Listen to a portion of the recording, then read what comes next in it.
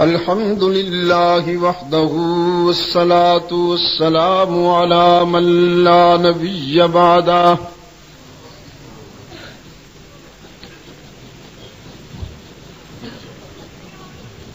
وعلى آله وأصحابه الذين أوفوا عهدا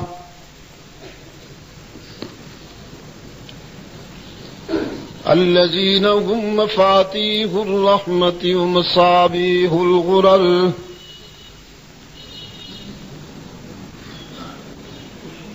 أعوذ بالله من الشيطان الرجيم بسم الله الرحمن الرحيم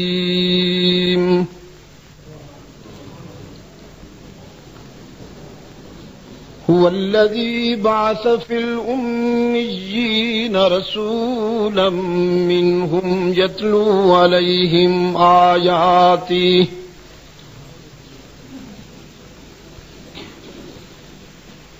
يتلو عليهم آياته ويزكيهم ويعلمهم الكتاب والحكمة وَإِن كَانُوا مِن قَبْلُ لَفِي ضَلَالٍ مُبِينٍ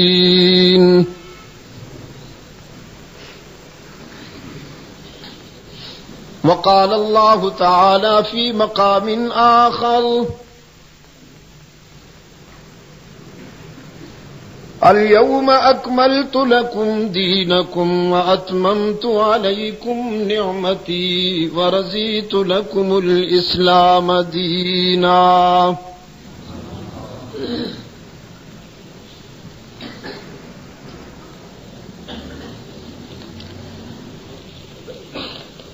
يا أيها النبي لم تحرم ما أحل الله لك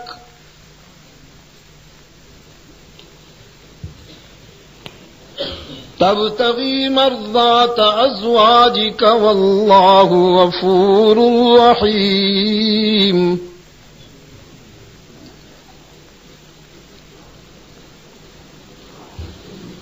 قد فرض الله لكم تحلة أيمانكم والله مولاكم وهو العليم الحكيم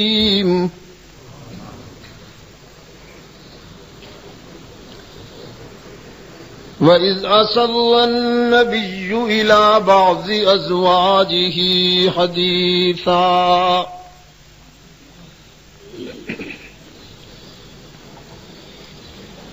فَلَمَّا نَبَّأَتْ بِهِ وَأَظْهَرَهُ اللَّهُ عَلَيْهِ عَرَّفَ بَعْضَهُ وَأَعْرَضَ عَن بَعْضٍ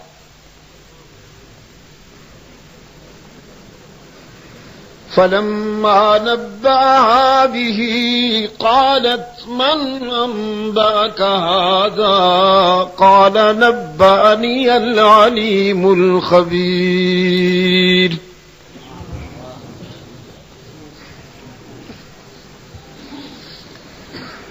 إن تتوبا إلى الله فقد صغت قلوبكما وإن تظاهر عليه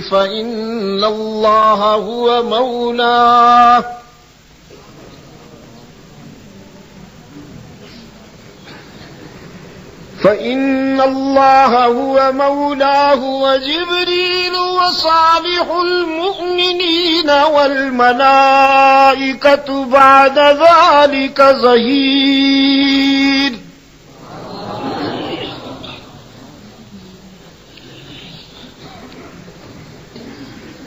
فإن الله هو مولاه وجبريل وصالح المؤمنين والملائكة بعد ذلك ظهير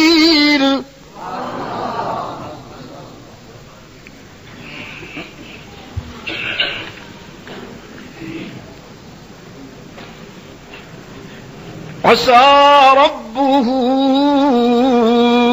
إن طلقكن أن يبدله أزواجا خيرا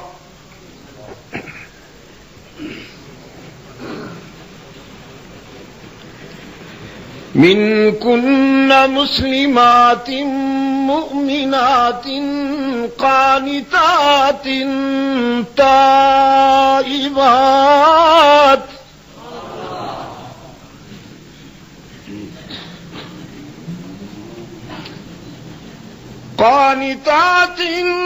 تائبات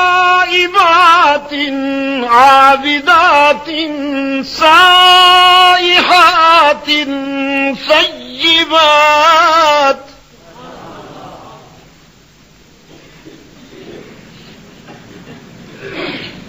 عابدات سائحات ثيبات وأبكارا يا أيها الذين آمنوا قوا أنفسكم وأهليكم نارا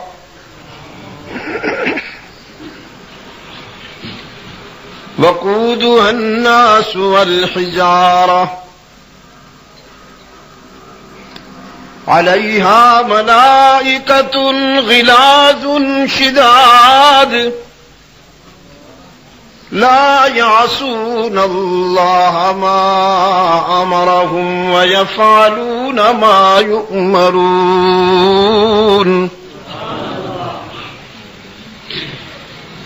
صدق الله مولانا العظيم.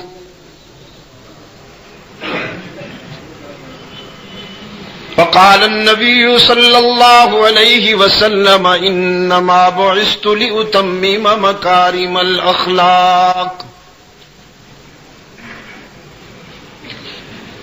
فصدق رسوله النبي الأمي الكريم ونحن على ذلك لمن الشاهدين والشاكرين والحمد لله رب العالمين.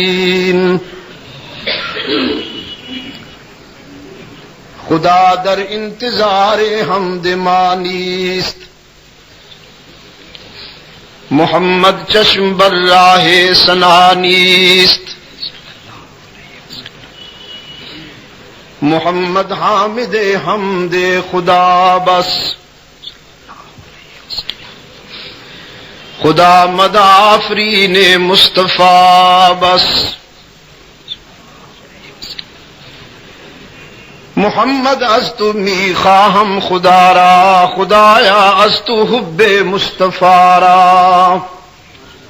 اللهم صل علی محمد وعلی آل محمد كما صليت على إبراهيم وعلى آل إبراهيم إنك حميد مجيد. اللهم بارك على محمد وعلى آل محمد كما باركت على إبراهيم وعلى آل إبراهيم إنك حميد مجيد.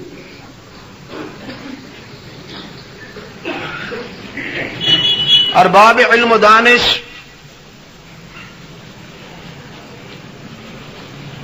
واجب الاحترام حضرات علماء کرام، محترم بزرگوں، عزیز دوستوں، آج 7 اکتوبر 1991 ہم یہاں جامع حنفیہ راول پنڈی پنجاب پاکستان میں دعوت و تبلیغ کی نسبت سے جمع ہیں، اور جیسا کہ آپ نے اشتہارات و اعلانات کے ذریعے یہ جان لیا کہ اس پروگرام کی ترتیب و تشکیل کا مقصد سیرت سرور کائنات کے حوالے سے ہم نے اپنی شاندار ماضی اور حال کا تجزیہ کرنا ہے اللہ سے دعا کے ساتھ ساتھ کوشش کرنا ہے کہ اپنی عملی زندگی میں ہم ان روشنیوں سے استفادہ کر سکیں جو ہمیں اس موضوع کے حوالے سے میسر آتی ہیں.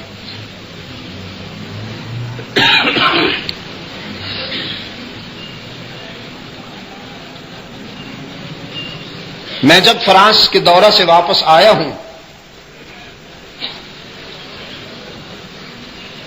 تو یہاں راولپنڈی کے راستے سے مجھے پشاور جانا پڑا، پھر چکوال اور کراچی کے لیے، پھر مجھے یہاں آنا پڑا. تو ہمارے محترم حاجی ملک محبوب صاحب، ہمارے عزیز شیخ ابوالکلام کا اصرار ہوا کہ میں یہاں کے لیے کوئی وقت دوں. آج کی تاریخ طے پائی تھی ہماری تدبیر میں. اللہ کا کرم ہے کہ اس کی تقدیر بھی ہماری تدبیر سے ہم نوا ہوئی اور آج ہم بحمد اللہ تعالی اس پروگرام میں جمع ہیں. ربیع الاول ہر سال آتا ہے اور اس بہار اولین کی یادیں ہمارے دل و نگاہ میں تازہ ہوتی ہیں جس نے دنیا انسانیت کو صدیوں پرانی خزاؤں سے نجات دلائی.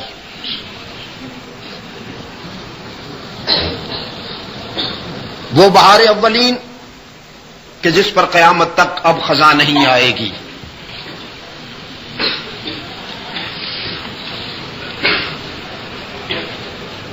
میں کہتا ہوں کہ اس بہار اولین کے تذکرے ضرور ہونی چاہیے.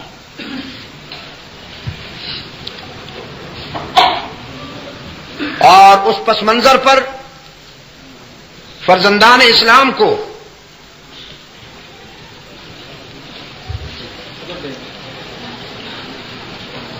ضرور متوجہ ہونا چاہیے.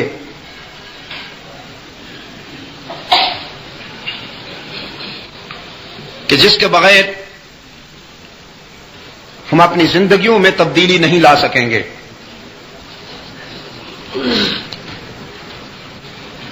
کتاب اللہ کا جو حصہ میں نے آپ کے سامنے تلاوت کیا، سورہ تحریم تو نشاط فکر و نظر کے لیے تلاوت ہوئی، لیکن اس سے پہلے جو خطبہ میں آیت میں نے پڑھی اس میں حق تعالی کا ارشاد ہے، ہم نے امیین کو ہادی دیا، امیین کو معلم عطا کیا. وہ ان پڑھ کہ جن کی کم علمی دنیا میں مثال تھی، پھر کسی کی تعلیم و تربیت نے انہیں علم و عمل کی اس بلندی پہ پہنچا دیا کہ ان کا وہ عروج مثال بن گیا. اسی ربیع الاول کی 6 تاریخ کو میں فرانس میں ایک سیرت کانفرنس میں بات ہو رہی تھی.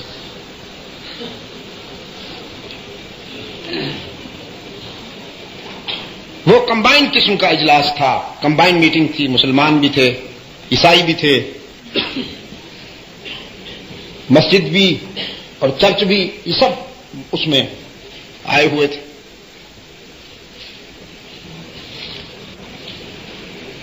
تو میں نے کہا کسی نے ہوا پہ محنت کی، تاریخ نے اسے احترام کی نظر سے دیکھا.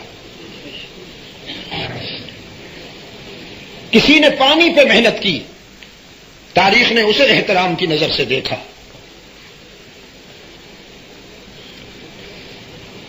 کسی نے مٹی پہ محنت کی، تاریخ نے اسے اپنے دامن میں جگہ دی. کسی نے لوہے پہ محنت کی، تاریخ کے دامن میں وہ بھی محفوظ ہو گئے.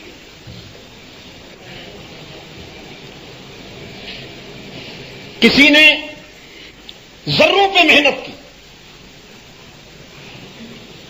انسانی تاریخ میں وہ بھی ہیرو کہلایا. کسی نے جڑی بوٹیوں پہ محنت کی، انسان اسے بھی احترام کی نگاہ سے دیکھتا ہے. تو پھر اگر انسان کی آنکھ کا پانی خشک نہیں ہوا اور اس کا جذبہ احسان شناسی پست نہیں ہوا تو پھر اسے اس کا بھی احترام کرنا چاہیے جس نے خود انسان کو قیمتی بنایا. رحمت عالم صلی اللہ علیہ وسلم فرزندان اسلام کے محسن نہیں ہیں، صرف محسن انسانیت. آپ صلی اللہ علیہ وسلم کے موقف نے اور آپ صلی اللہ علیہ وسلم کی تعلیمات نے اور آپ صلی اللہ علیہ وسلم کے انقلاب نے صرف مسلمانوں کو نہیں، انسانیت کو ہلاکتوں سے نجات دلائی.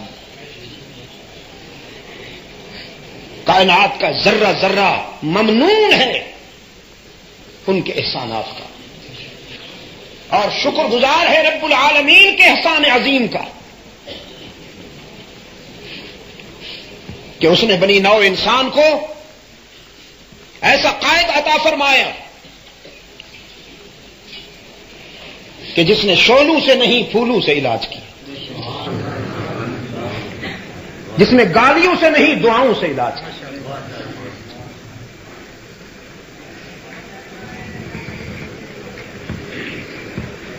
جس نے اشتعال اور اضطراب سے نہیں ضبط اور استقامت سے علاج کیا،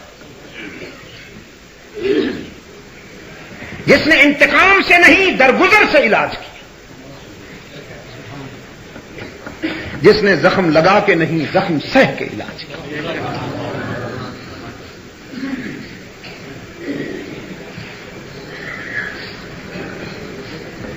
جس نے بگڑے ہوں کو بنایا، جس نے بکھرے ہوں کو جوڑا.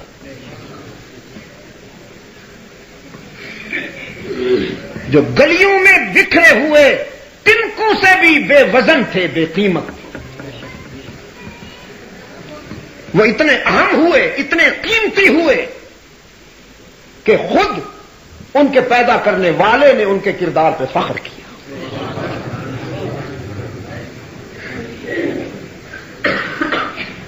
اپنے دور خلافت میں مکتب مصطفوی کا ایک تلمیذ جسے اسلامی ڈکشنری میں فاروق اعظم کا ٹائٹل ملا،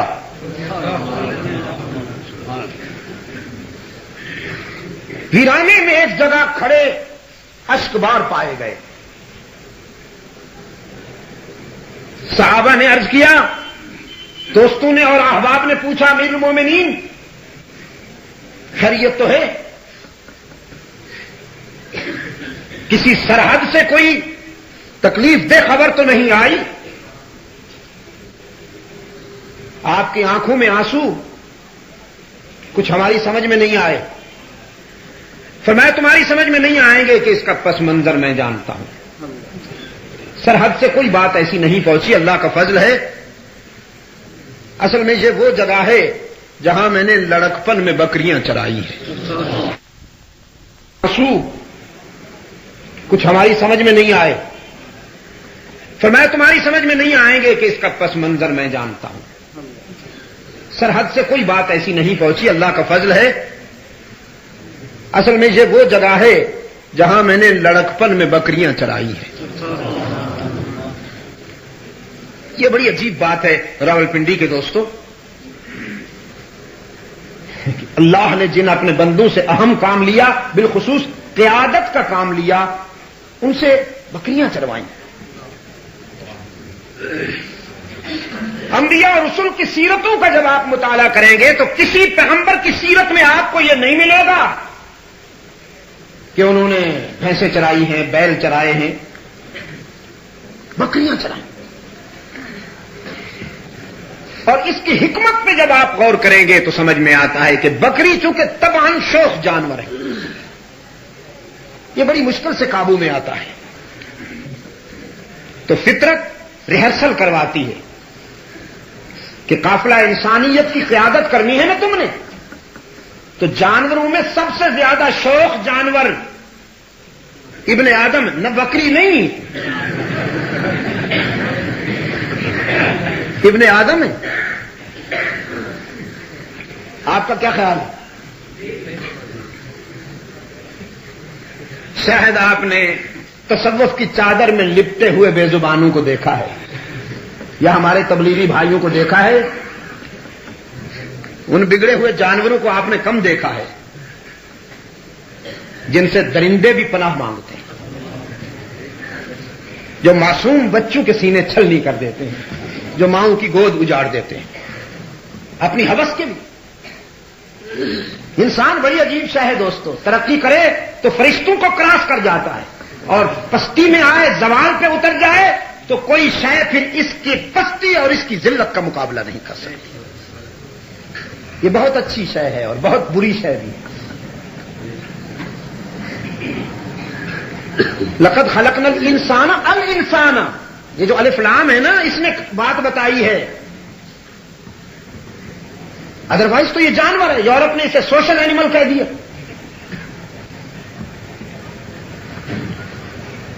تو رحمت عالم صلی اللہ علیہ وسلم نے بھی بکریاں چرائی. نصیحت عیش بھی یہ ہوئی کہ تم نے چونکہ قافلہ انسانی کی قیادت کرنی ہے تو پہلے بکریوں کی شوخیاں برداشت کرنے کی مشق کر لو تاکہ اولاد آدم کی شوخیاں برداشت کر سکو. پھر کہیں تیزی میں نہ آ جاؤ، اشتعال میں نہ آ جاؤ، غصے میں نہ آ جاؤ.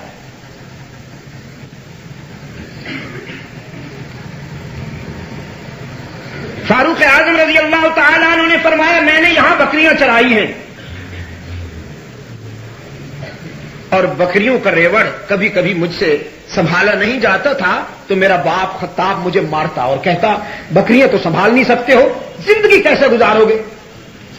آج جب وہیں پہنچا ہوں تو مجھے ماضی یاد آیا اور میں نے حال کو بھی دیکھا اور میں نے سوچا عمر تو ہے تو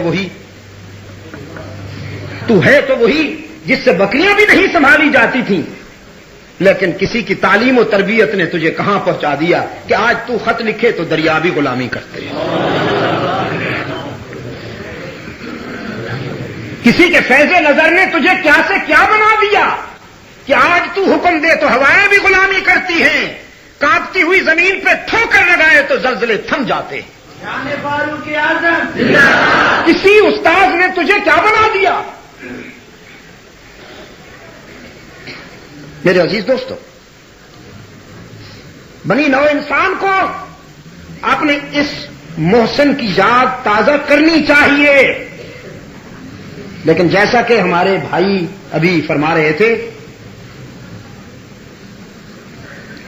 ہماری ایک پہچان ہے، اس مکتب فکر کی ایک پہچان ہے کہ ہم اپنے جذبات اور اپنے احساسات کو رحمت عالم صلی اللہ علیہ وسلم کی اطاعت میں رکھتے ہیں، حضور کی سنتوں کے تابع رکھتے ہیں. ہماری یہ پہچان ہے، اللہ ہمیں اس پر قائم رکھے. آمین. دنیا والے ناراض ہوتے ہیں، وہ کہتے نہیں سنتوں کو جذبات کے تابع کرو، اور ہم کہتے ہیں نہیں جذبات کو سنتوں کے تابع کرنا ہے. خیر میں یہ بات کرنے والا ہوں. اب ان حضرات نے مجھے بلا ہی لیا اور یہاں کھڑا کر دیا تو اتنا اختصار نہیں کروں گا، یہ بھی میں بتا دوں گا. پچھلی کئی راتوں سے بے آرامی کا شکار بھی ہوں.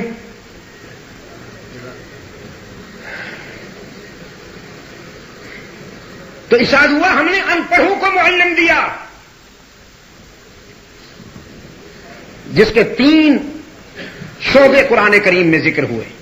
یتلو علیہم آیاتہ ویزکیہم ویعلمہم الکتاب والحکمہ. تلاوت آیات، تزکیہ اور تعلیم، 3 شعبے. یہ وہی 3 شعبے ہیں جن کا تذکرہ دعائے خلیل میں ہے. فرمایا وَإِذْ يَرْفَعُ إِبْرَاهِيمُ الْقَوَاعِدَ مِنَ الْبَيْتِ وَإِسْمَاعِيلُ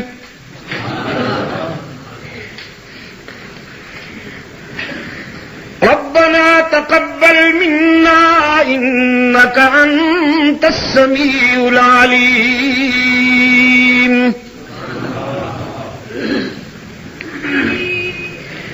ربنا وجعلنا مسلمين لك ومن ذريتنا أمة مسلمة لك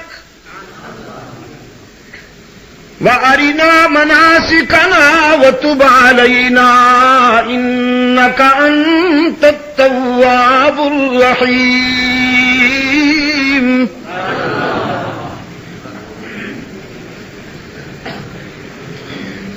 ربنا وابعث فيهم رسولا منهم يتلو عليهم آياتك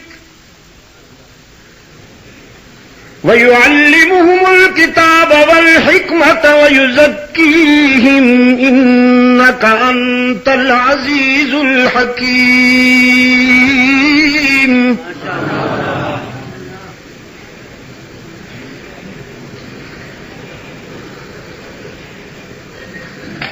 جب ابراہیم و اسماعیل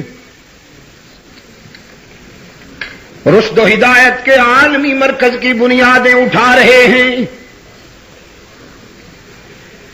مالک مکان سے مزدوری مانگی،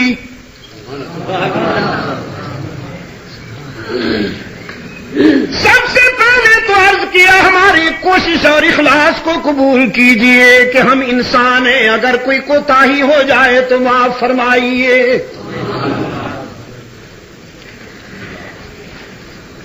اور اس گھر کے آداب و احترام کے قرینے بھی سکھائیے ہمیں بھی اور ہماری اولاد کو بھی. ہماری اولاد میں سے یہاں آ کر اگر کسی سے کوئی لفظ یا کوتاہی ہو جائے تو ہم پیشگی معذرت چاہتے ہیں، ہماری غلطیوں کو بھی معاف فرمائیے. وتب علینا. اور اے رب مزدوری دے دے، پسینہ بہایا ہے ہم نے، محنت کی ہے، بڑے وزنی پتھر اٹھائے ہیں ہم نے تیرے گھر کے لیے، مزدوری دے دے. دامن ہے خلیل کا اور خزانہ ہے رب العالمین کا. تو دیکھیے کیا جوہر مانگا خلیل نے. عرض کیا ربنا وبعد، آپ سے دلوں کو گرمائے گا، پھر تعلیم سے، حکمت سے، تعلیم کتاب و حکمت سے انہیں موڑے گا، پھر پاک بنائے گا، پھر کٹائی ہوگی. رب العالمین نے فرمایا تعلیم کتاب و حکمت کا دودھ ڈالے گا، پھر پاک بنائے گا، کٹائی ہوگی. حق تعالی نے فرمایا نہ میرے خلیل، مانگا تو ہے تو نے اپنے اخلاص کی روشنی میں، لیکن حکیم چونکہ میں ہوں، تو نے خود اعتراف کیا. میری حکمت کا تقاضا یہ ہے کہ تلاوت کی حدت سے دلوں کو گرمائے، پھر تزکیے کی آگ سے انہیں پاک کرے، برتن صاف ہو جائیں تو پھر کتاب و حکمت کا دودھ ڈالے. اس لیے کہ برتن صاف نہ ہو تو دودھ چاہے کتنا ہی اچھا کیوں نہ ہو خراب ہو جاتا ہے.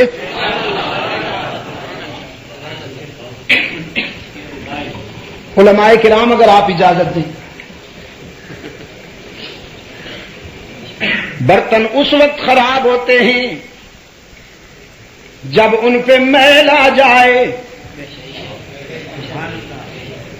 جب رات کا سالن نہ دھویا جائے، جب کئی دنوں تک ان پر گرد پڑتی رہے، دوسری آلودگیاں جب ان پہ جم جائیں، جمع ہو جائیں تو برتن خراب ہو جاتے ہیں، اور انسان کا ظرف اس وقت خراب ہو جاتا ہے جب اس میں نفسانیت کی میل چڑھ جائے، غرور اور تکبر کے جراثیم آ جائیں، انا ولا غیری کا تصور اس میں آ جائے، یہ اس وقت بگڑتا ہے۔ رب العالمین نے فرمایا پاک پہلے کرے گا، علم و حکمت کا دودھ پھر ڈالے گا تو یہ دودھ خراب نہیں ہوگا، پھر ابو بکر بن جائے گا،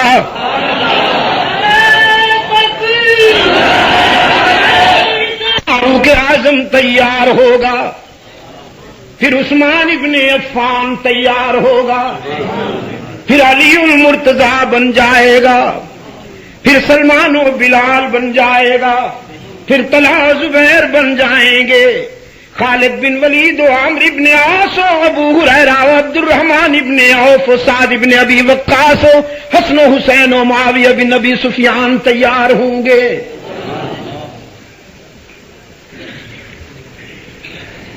اگر آپ محسوس نہ کریں تو عرض کرتا جاؤں، آج جو بات بگڑی ہوئی ہے، ہوس ہے، رقابت ہے، نفسانیت ہے، غرور ہے، تکبر ہے، انانیت ہے علماء میں،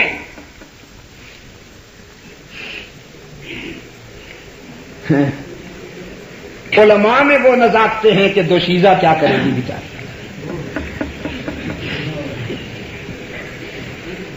برداشت نہیں ایک دوسرے کی شکل، سازشیں ہیں، رقابت ہے، نفسانیت ہے، اس لیے کہ علم تو آیا، تطہیر نہیں ہوئی، تزکیہ نہیں ہوا، کٹائی نہیں ہوئی، اس بھٹی سے نہیں گزرے جس سے گزرنے نہ گزرا جائے تو علم و حکمت کا دودھ خراب ہو جاتا ہے۔ ہم اہل نظر کے ہاں بیٹھنا اس لیے ضروری سمجھتے ہیں، اولیاء کرام سے تعلق ہم کس لیے ضروری سمجھتے ہیں کہ وہ نفسانیت کو مٹا کر انسانیت کی روح پیدا کرتے ہیں۔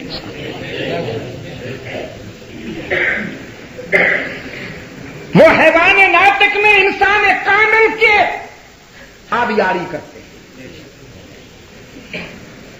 اس میں جو حیوانیت کے خواص ہیں ان کو مغلوب کر کے انسانیت کے خصائل کو غالب کرتے ہیں، اور یہی رحمت عالم صلی اللہ علیہ وسلم کا اہم کام ہے کہ آپ صلی اللہ علیہ وسلم نے حیوان ناطق کو انسان کامل بنایا۔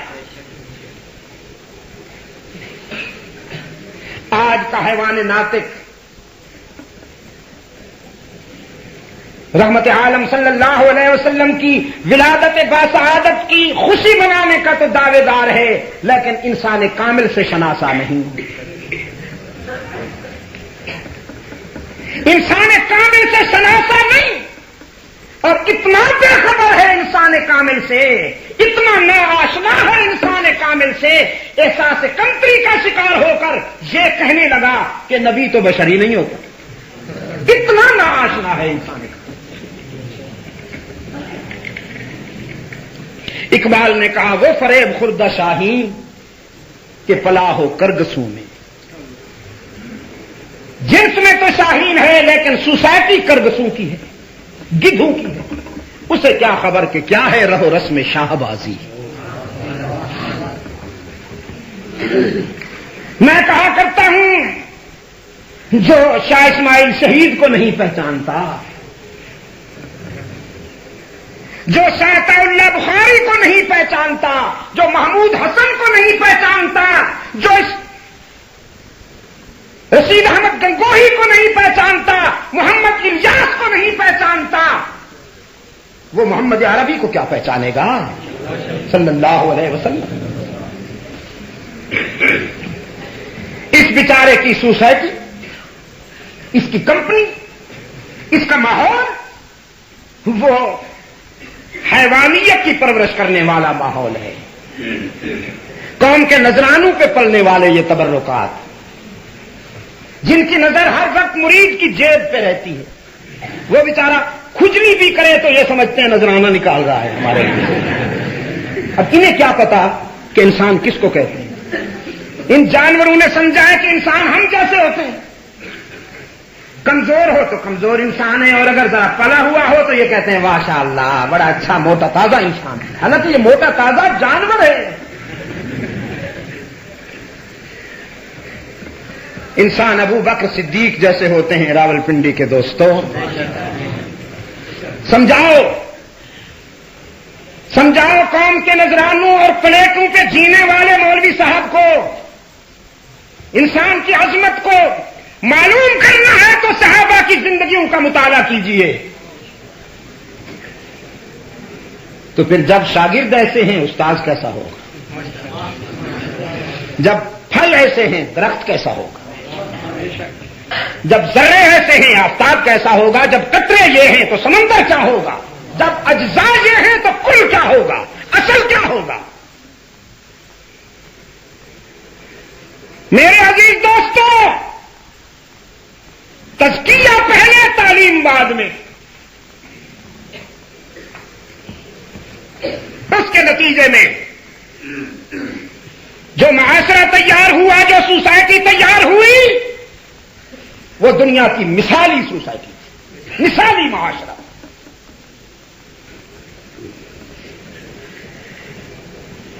اللہ ہمیں توفیق عطا فرمائے کہ ہم اپنے تعلیمی اداروں میں اس نقطے پر توجہ دیں. ہم اپنے طلباء کو کنز الدقائق تو پڑھاتے ہیں، نور الایضاح تو پڑھاتے ہیں. ہم اپنے طلباء کو مقامات تو پڑھاتے ہیں، حماسہ تو پڑھاتے ہیں، اور نہ معلوم کیا کیا پڑھاتے ہیں. لیکن ان کی روحانی تربیت پر بہت کم توجہ دی جاتی ہے، بہت کم توجہ دی جاتی ہے. محسوس نہ فرمائیے گا. میں جب باہر جاتا ہوں،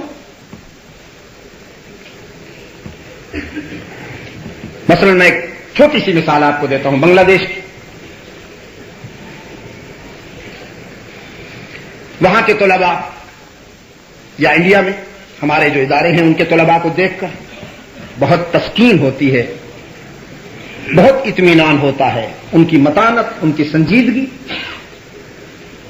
اور علمی رنگ، مبتدی طلباء میں علمی رنگ، طبیعت میں متانت اور سنجیدگی،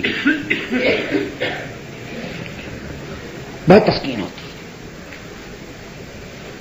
پھر سب سے بڑھ کر معاشی طور پر وہ کوئی نہ کوئی فن ضرور سکھاتے ہیں طالب علموں کو، تاکہ قرآن و سنت کی تعلیم حاصل مکمل کرنے کے بعد معاشرے میں یہ محتاج بن کر نہ آئے. آپ جانتے ہیں نا کہ محتاج کو باوقار زندگی میسر نہیں آتی. اس دور کا امام بیچارہ، مسجد کی کمیٹی کے جو لوگ ہیں ان کے سامنے کس حد تک مظلوم ہے، کتنا پسا ہوا ہے، یہ مجھ سے زیادہ آپ جانتے ہیں. سہما ہوا رہتا ہے. ہم کمیٹی کے ممبران یا کمیٹی کے صدر صاحب روب جماتے ہیں مولوی صاحب. محلے میں جس کی کوئی نہیں سنتا، گھر میں جس کی کوئی نہیں سنتا، مولوی صاحب پر وہ روب جماتا ہے. اس لیے کہ مولوی صاحب کو تنخواہ دیتا ہے، اور تنخواہ بھی اتنی کم، اتنی حقیر تنخواہ کہ فرشتے اس پہ گزارا کریں تو کریں. آپ یقین فرمائیں. ایک صاحب پچھلے دنوں میرے پاس وہاں تشریف لے گئے ملتان میں. کہنے لگے جی ہمیں ایک عالم دین چاہیے مسجد کے لیے.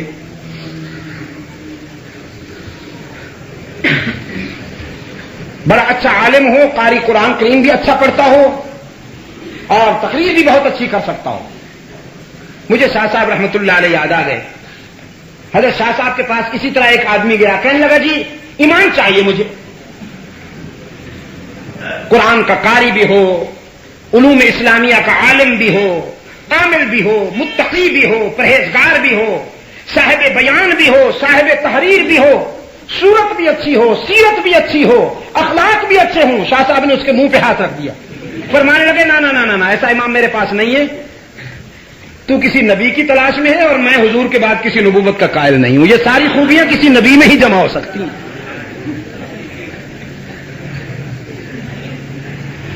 اب دماغ تو یہ تھی کہ حضرت عالم بھی ہو، قاری بھی ہو، بیان بھی کر سکتا ہو. میں نے اس سے پوچھا تنخواہ کتنی دے سکو گے؟ کہنے لگے جی ہم 1500 روپے تنخواہ دیں گے. اور لہجے میں اس کے اتنی کھنک تھی، اتنا جوش تھا کہ جیسے وہ 15,000 دے رہا. 1500 روپے دیں گے. میں نے کہا 1 مہینے کے بعد 1500 دو گے؟ میں نے کہا جی ہاں. میں نے کہا دیانت سے بتاؤ تم 1500 میں 1 ہفتے کا گزارا کر سکتے؟ کہ جی ہماری بات تو چھوڑیے، ہمیں تو 1 دن میں 1500 روپے چاہیے، مشکل سے گزارا ہوتا ہے وہ بھی. تو میں نے کہا مولوی صاحب جو ہوتے ہیں نا وہ بھی آپ کی طرح کے انسان ہوتے ہیں، اسے بھی سفید پوشی چاہیے، اس کے بچوں کی بھی ضروریات ہیں، اس کی بھی ضروریات ہیں، اس کے ساتھ بھی کچھ لوگ وابستہ ہوتے ہیں، اس نے بھی اس معاشرے میں زندہ رہنا ہے. تم 15,000 میں مہینہ نہیں گزار سکتے ہو اور اس مظلوم کے لیے 1500 کہتے ہو؟ تشریف لے جائیے. میں نے کہا میرے پاس ایسا کوئی عالم نہیں ہے. لیکن میں نے کہا میں نے اگر اٹھا دیا ہے تو کہیں اور جا کے تو اس کو تو 1100 میں مل جائے، اور کوئی کام ہی نہیں آتا اور کوئی بات ہی نہیں ہے تو مرتا کیا نہ کرتا. ہمارے اسلاف کی زندگیاں یہ ہیں عزیز دوستوں کہ انہوں نے علم دین کے ساتھ ساتھ کسب معاش بھی کیا ہے، محتاج نہیں رہے. اور جب کوئی عالم دین مستغنی ہوگا، جب کوئی عالم دین معیشت میں خود کفیل ہوگا، کچھ لے کے نہیں کچھ دے کے دین کی خدمت کرے گا تو سر اونچا کر کے آئے گا. اب اس کی 5 منٹ اگر دیر ہو جائے نماز میں تو خیر نہیں ہے، پھر اگر 15 منٹ بھی دیر ہو جائے تو کوئی بات نہیں. مسجد نبوی کا جو امام ہے وہ مدینے کا قاضی القضاء بھی ہے، چیف جسٹس بھی ہے. تو وہاں کہیے نا کسی مقتدی کو ذرا چوں کر سکے اس کے سامنے. اب علماء کرام بیچارے وہ جو جمعہ کے دن لے کے کھڑے ہوتے ہیں نا جی وہ عصا، میں نے کہا خدا کرے کہ یہ عصا موسوی ہو جائے، لیکن تم تو یتامہ کی طرح کھڑے ہوتے ہو جیسے زکات مانگنے والے کھڑے ہوتے ہیں، اور خطبہ یوں پڑھتے ہیں جیسے وارنٹ گرفتاری آ چکے ہوں اور حضرت جلدی سے اس کو نمٹا کے اس کو بھگتا کے کہیں جانے والے ہوں. میرے عزیز دوستو یہ میں علماء کے لیے بات کہہ رہا ہوں. ابھی مجھے اسی سفر میں افریقہ جانا ہوا، وہاں ایک یونیورسٹی ابھی قائم ہوئی، 3000 طلباء کا ہاسٹل بنایا ہے انہوں نے. اچھی اللہ نے ان کو توفیق دی. وہ دینی علوم سے فراغت کی سند بھی دیں گے، MBBS بھی اگر وہ ہونا چاہے یا انجینئرنگ کرنا چاہے یا کسی اور عصری علوم میں سے جس فن میں بھی وہ آگے بڑھنا چاہے اس کے لیے تعلیم کا وہ مکمل انتظام ہے اور دینی علوم بھی پڑھائیں گے. اس نقطے پر خاص توجہ کی ضرورت ہے عزیز دوستو. رحمت عالم صلی اللہ علیہ وسلم کے مکتب سے جو لوگ تیار ہوئے وہ محتاج نہیں تھے، انہوں نے محتاجوں کی خدمت کی ہے. اب اگر آپ اجازت دیں تو میں تو یہ کہوں کہ وہ محکوم بھی نہیں تھے. رحمت عالم صلی اللہ علیہ وسلم نے غلام نہیں بنائے، آزادی فکر اور حریت انسانی کے وہ تاجدار مکتب مصطفی سے تیار ہوئے کہ جن کی پاؤں کی ٹھوکروں پر کیسر و کسرا کی بادشاہتیں تنکوں کی طرح اڑتی ہوئی نظر آئی.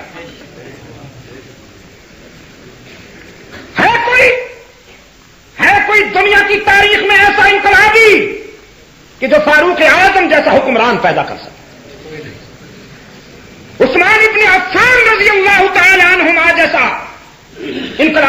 انقلابی اور حکمران پیدا کر سکے، سیدنا معاویہ بن ابی سفیان رضی اللہ تعالی عنہما جیسا کامیاب حکمران پیدا کر سکے، یہ رحمت عالم صلی اللہ علیہ وسلم کی تعلیم و تربیت کا اعجاز ہے دوستو۔ اب میں آپ کو قرآن کی اس آیت کی طرف لے آؤں گا جس میں حق تعالی نے فرزندان اسلام کو بشارت دی ہے دین کی تکمیل کی، اور فرمایا کہ آج ہم نے تمہارے دین کو مکمل کر دیا، نعمتوں کا اتمام کر دیا، اور ہم نے تمہارے لیے اسلام کو ضابطہ حیات چن لیا۔ یہ رحمت عالم صلی اللہ علیہ وسلم کی دنیاوی زندگی کے آخری لمحات میں اترنے والی آیا ہے۔ ظاہر ہے اس میں بشارت دی گئی تھی، فرزندان اسلام بے پناہ خوش ہوئے، ایک دوسرے کو گلے لگایا، ماتھے چومے، مبارکبادیاں دیں جب یہ آیت اتری اور رحمت عالم صلی اللہ علیہ وسلم نے پڑھ کے سنائی۔ حلقہ رسالت میں خوشی اور مسرت کی لہر دوڑ گئی، لیکن مسجد کے کونے میں ایک دیدہ ور اشک بار نظر آیا۔ وہ عام آدمی بھی نہیں تھا کہ اسے نظر انداز کر دیا جاتا، وہ رمز شناس رسول ابو بکر صدیق تھا، جس کا رونا کوئی معمولی بات تو نہیں۔ صحابہ نے آ کے پوچھا، ابو بکر آپ کا رونا ہماری سمجھ میں نہیں آ رہا، آج تو خوشی کا دن ہے کہ اللہ نے دین کی تکمیل کی خوشخبری سنا دی۔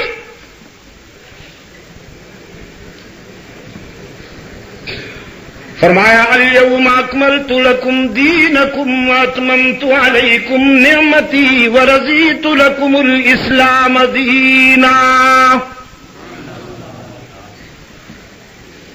جناب صدیق اکبر رضی اللہ تعالیٰ عنہ نے فرمایا، اس پر تو مجھے بھی خوشی ہے، میں بھی تمہیں مبارکباد کہتا ہوں، اللہ نے دین مکمل کر دیا، نعمتوں کے اتمام کا اعلان کر دیا، اور ہماری زندگیوں کے لیے اسلام کو ضابطہ حیات چن لیا، یہ اس کا کرم ہے۔ لیکن مجھے جس بات نے رلایا، میں جس بات کو سوچ کر اشکبار ہو رہا ہوں، وہ یہ ہے کہ یہی وہ اہداف ہیں جن کی تکمیل کے لیے میرا قائد آیا ہے۔ جب یہ اہداف مکمل ہو گئے، جب یہ مشن پورا ہو گیا، تو اب میں ڈر رہا ہوں کہ کہیں میرا محبوب مجھ سے جدا نہ ہو جائے۔ تب صحابہ کی سمجھ میں بات آئی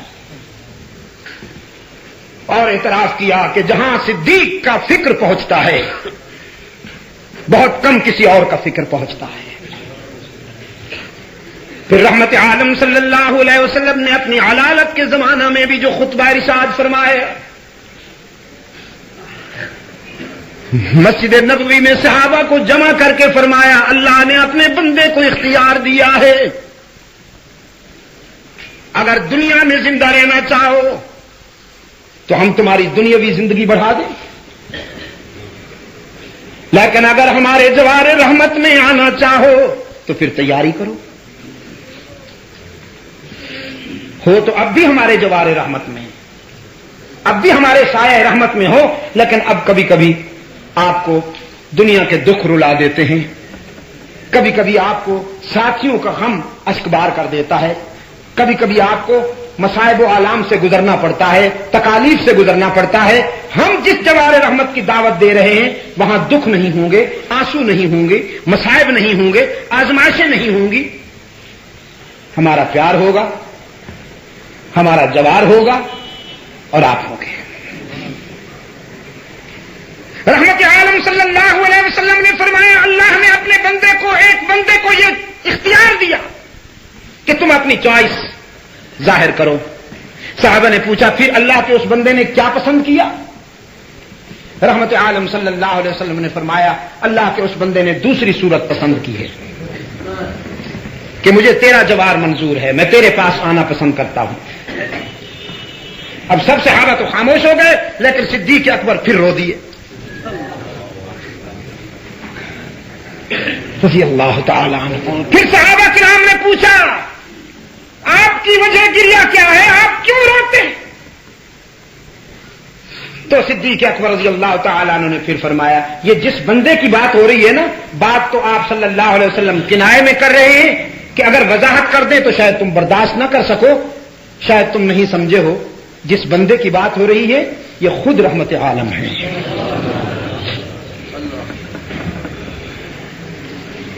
اسی خطبے میں رسول اللہ صلی اللہ علیہ وسلم نے یہ بھی فرمایا اگر مجھے کسی کو خلیل چننے کا اختیار ہوتا جس طرح اللہ نے اپنے ابراہیم کو خلیل چن لیا، اگر مجھے دنیاوی زندگی میں کسی کو خلیل بنانے کا اختیار ہوتا تو میں ابو بکر کو اپنا خلیل چنوں، اس لیے کہ صدیق اکبر کے میرے ساتھ جو لمحات گزرے ہیں، جو شب و روز گزرے ہیں، وہ بڑے یادگار ہیں. آپ صلی اللہ علیہ وسلم نے فرمایا میں نے سب کے احسانات کا بدلہ چکا دیا ہے، جس نے جو بھی احسان کیا تھا میں نے سب کا بدلہ چکا دیا ہے، لیکن ابو بکر وہ شخص ہے کہ اس کے احسانات کا بدلہ رب العالمین عطا فرمائیں گے. نعرہ تکبیر، نعرہ صدیق اکبر، نعرہ صدیق اکبر. یہ اصل میں رحمت عالم صلی اللہ علیہ وسلم کی حیات طیبہ کے وہ لمحات ہیں کہ عام طور پر مسلمان اس سے باخبر نہیں ہے. بہت کم ان باتوں پر روشنی ڈالی جاتی ہے. اگر آپ اجازت دیں تو میں آپ صلی اللہ علیہ وسلم کی حیات طیبہ کے یہ آخری لمحات 14 ہجری کے سفر کی آخری تاریخوں میں رحمت عالم صلی اللہ علیہ وسلم علیل ہوئے. سر میں تکلیف ہوئی اور بخار کی تکلیف ہوئی. ام المومنین سیدہ میمونہ کے گھر میں آپ آرام فرما تھے جب آپ صلی اللہ علیہ وسلم کو یہ تکلیف شروع ہوئی. آپ صلی اللہ علیہ وسلم فرمایا کرتے تھے جادو کا بھی مجھ پہ اثر ہے اور زہر بھی آپ صلی اللہ علیہ وسلم کو دی گئی تھی. اللہ نے اپنا کام تو لیا، وہ مشن تو پورا ہوا، لیکن اب دنیا کی روانگی کا وقت آیا دنیا سے، تو یہ اسباب اس طرح بنے کہ آپ کو تکلیف ہوئی اور یہ تکلیف بڑھتی چلی گئی. لیکن آپ صلی اللہ علیہ وسلم نے مختلف علاقوں سے دنیا بھر سے آنے والے وفود سے ملاقاتیں جاری رکھی اور آپ صلی اللہ علیہ وسلم نے اپنی حیات طیبہ میں جو آخری فوجی دستہ روانہ کیا ہے وہ سیدنا زید رضی اللہ تعالی عنہ کے نوجوان بیٹے سیدنا اسامہ کی قیادت میں فوجی دستہ تھا جو آپ صلی اللہ علیہ وسلم نے روانہ فرمایا. پھر آپ صلی اللہ علیہ وسلم نے امہات المومنین سے فرمایا کہ اگر تم چاہو تو میں علالت کے یہ دن، علالت کے یہ لمحات عائشہ صدیقہ کے حجرہ میں گزارتا ہوں.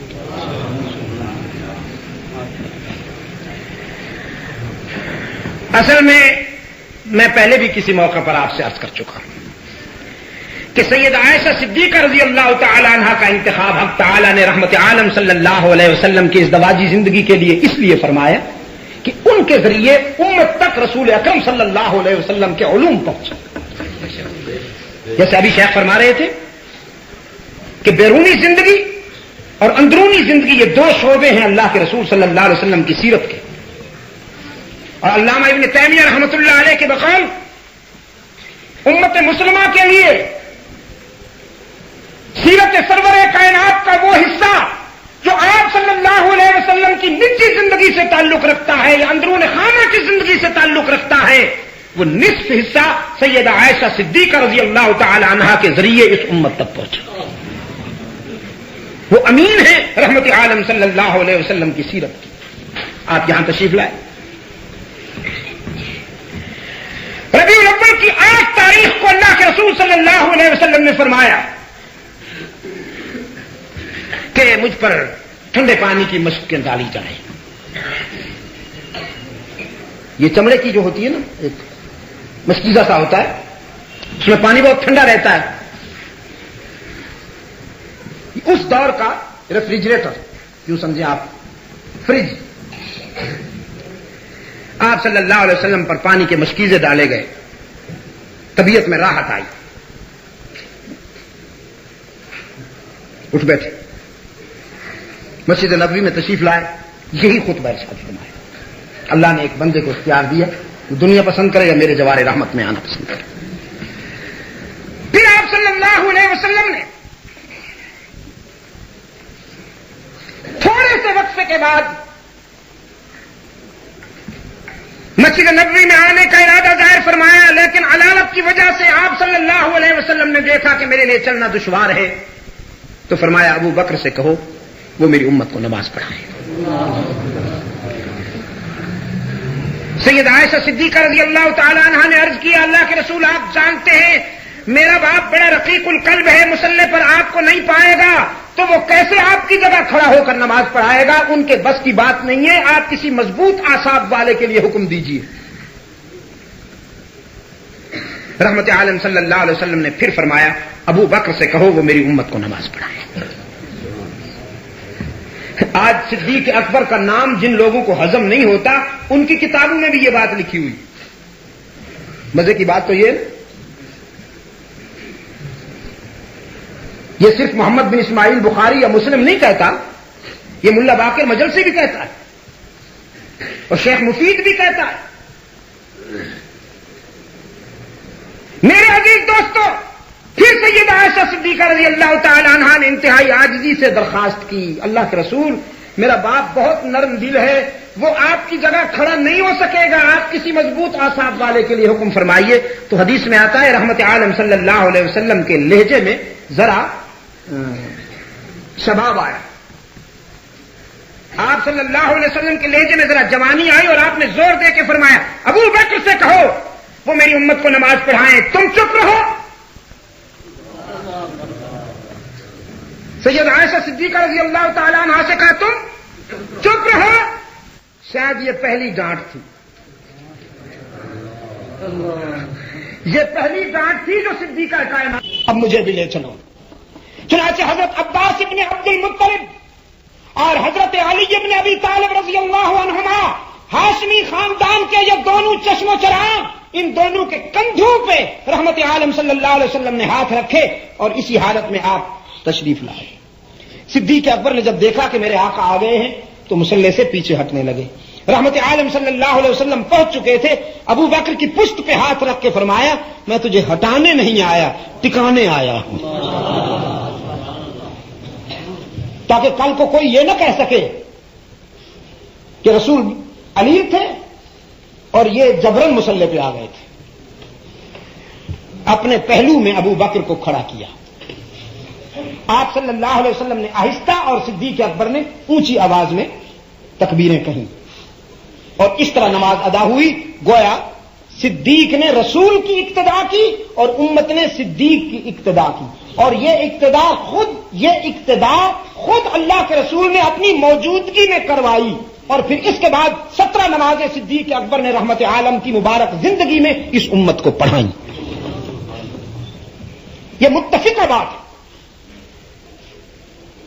دنیا کی کسی عدالت میں اسے چیلنج نہیں کیا جا سکتا، میں دعوے سے کہتا ہوں۔ اور اسلام کا آئیڈیالوجی میں نماز میں جو شخص امام ہوتا ہے وہ دنیا میں بھی امام ہے۔ یہ تو انگریز کا چھوڑا ہوا معاشرہ ہے نا کہ دنیا کو علیحدہ کر دیا اور مولوی کو دھکیل کے مسجد میں بند کر دیا۔ یہ انگریز کا چھوڑا ہوا معاشرہ ہے، انگریز کی چھوڑی ہوئی سوسائٹی ہے۔ مولوی کی علامت یہ ہے کہ یہ نمازیں پڑھائے، یہ اذانیں دے، یہ زکوٰۃ و صدقات کے رحم و کرم پہ جیے، اور حکومت وہ کریں گے کہ جو آپ کے سامنے ہے، نام اسلام کا لیں گے اور کام ہم بھی کتنے سادہ ہیں، ہم نے ببول کے درخت سے آموں کے پھل کی امید رکھی، ہماری سادگیوں کی بھی کوئی حد ہے؟ یار لوگ پہلو بدل بدل کے کھیل کھیلتے ہیں اور ہم استعمال ہوتے جاتے ہیں۔ دعائیں کر رہے ہیں بڑی اخلاص کے ساتھ، رو رو کے اے اللہ کی کر کے درخت سے آم، میٹھے میٹھے آم دے دے۔ بھئی اللہ دے سکتا ہے، میں انکار نہیں کرتا، وہ تو بغیر کسی درخت کے بھی دے سکتا ہے، سیدہ مریم کو اس نے دیے۔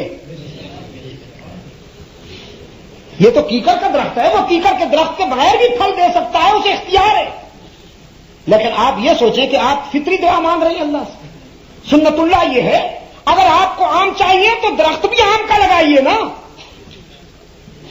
اگر آپ کو اسلام چاہیے تو پھر اس منصب پر علماء کو لائیے، قرآن و سنت کے حاملین کو لائیے، جن کی اپنی زندگی پر اسلام نظر آئے وہی اس ملک میں اسلام لائیں گے، جن کی اپنی 5 فٹ کی کائنات میں اسلام نام کی کوئی شے نظر نہیں آتی، آپ ان سے اسلام کی توقع رکھے ہوئے ہیں۔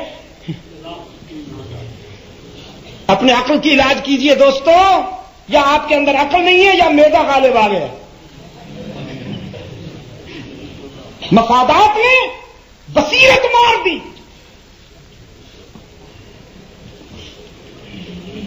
درخت لگایا کیکر کا، جب اس کے کانٹے بڑے ہو گئے تو اب چیختے ہیں ہم۔ ببول کا درخت ہے، اس نے کانٹے نکالنے ہیں، انہوں نے چبھنا ہے، چیختے کیوں ہو؟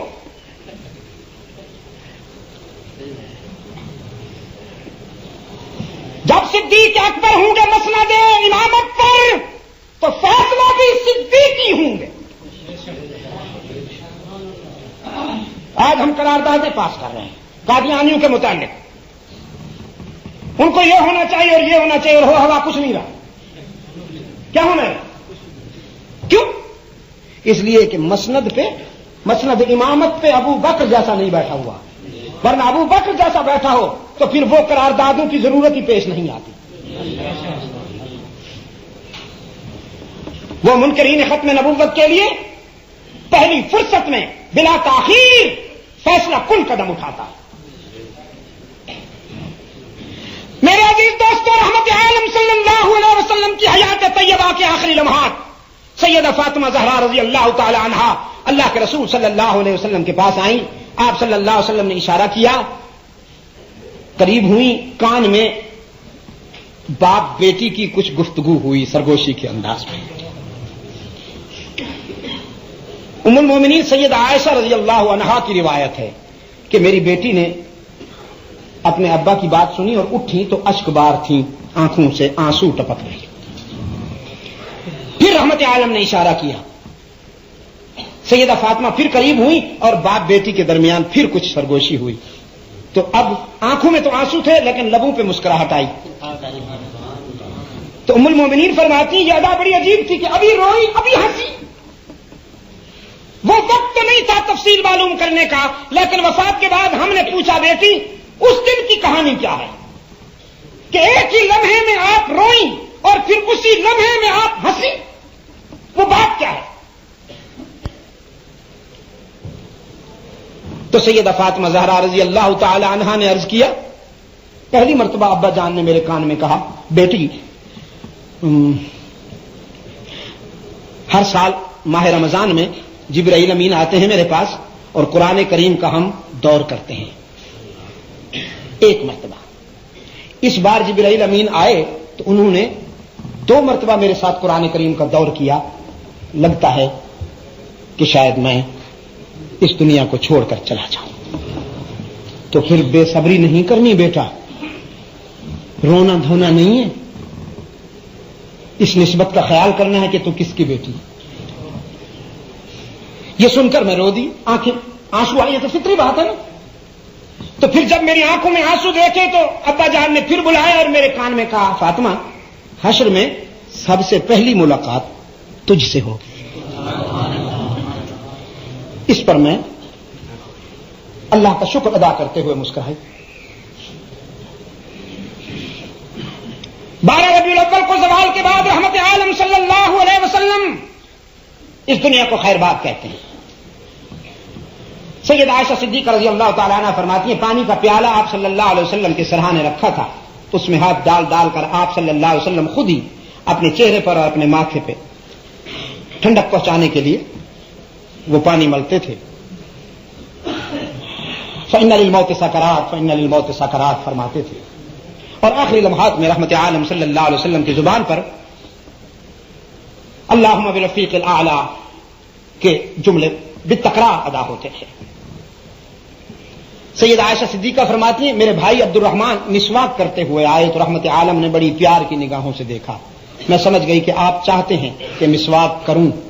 میں نے اپنے بھائی سے وہ مسواک لیا، اسے ترتیب دیا، اسے ٹھیک کر کے رحمت عالم کی خدمت میں پیش کیا تو آپ صلی اللہ علیہ وسلم نے بڑی چاہت کے ساتھ، بڑے پیار کے ساتھ وہ مسواک استعمال فرمایا، اور یہ حضور کا آخری عمل تھا اس دنیا میں۔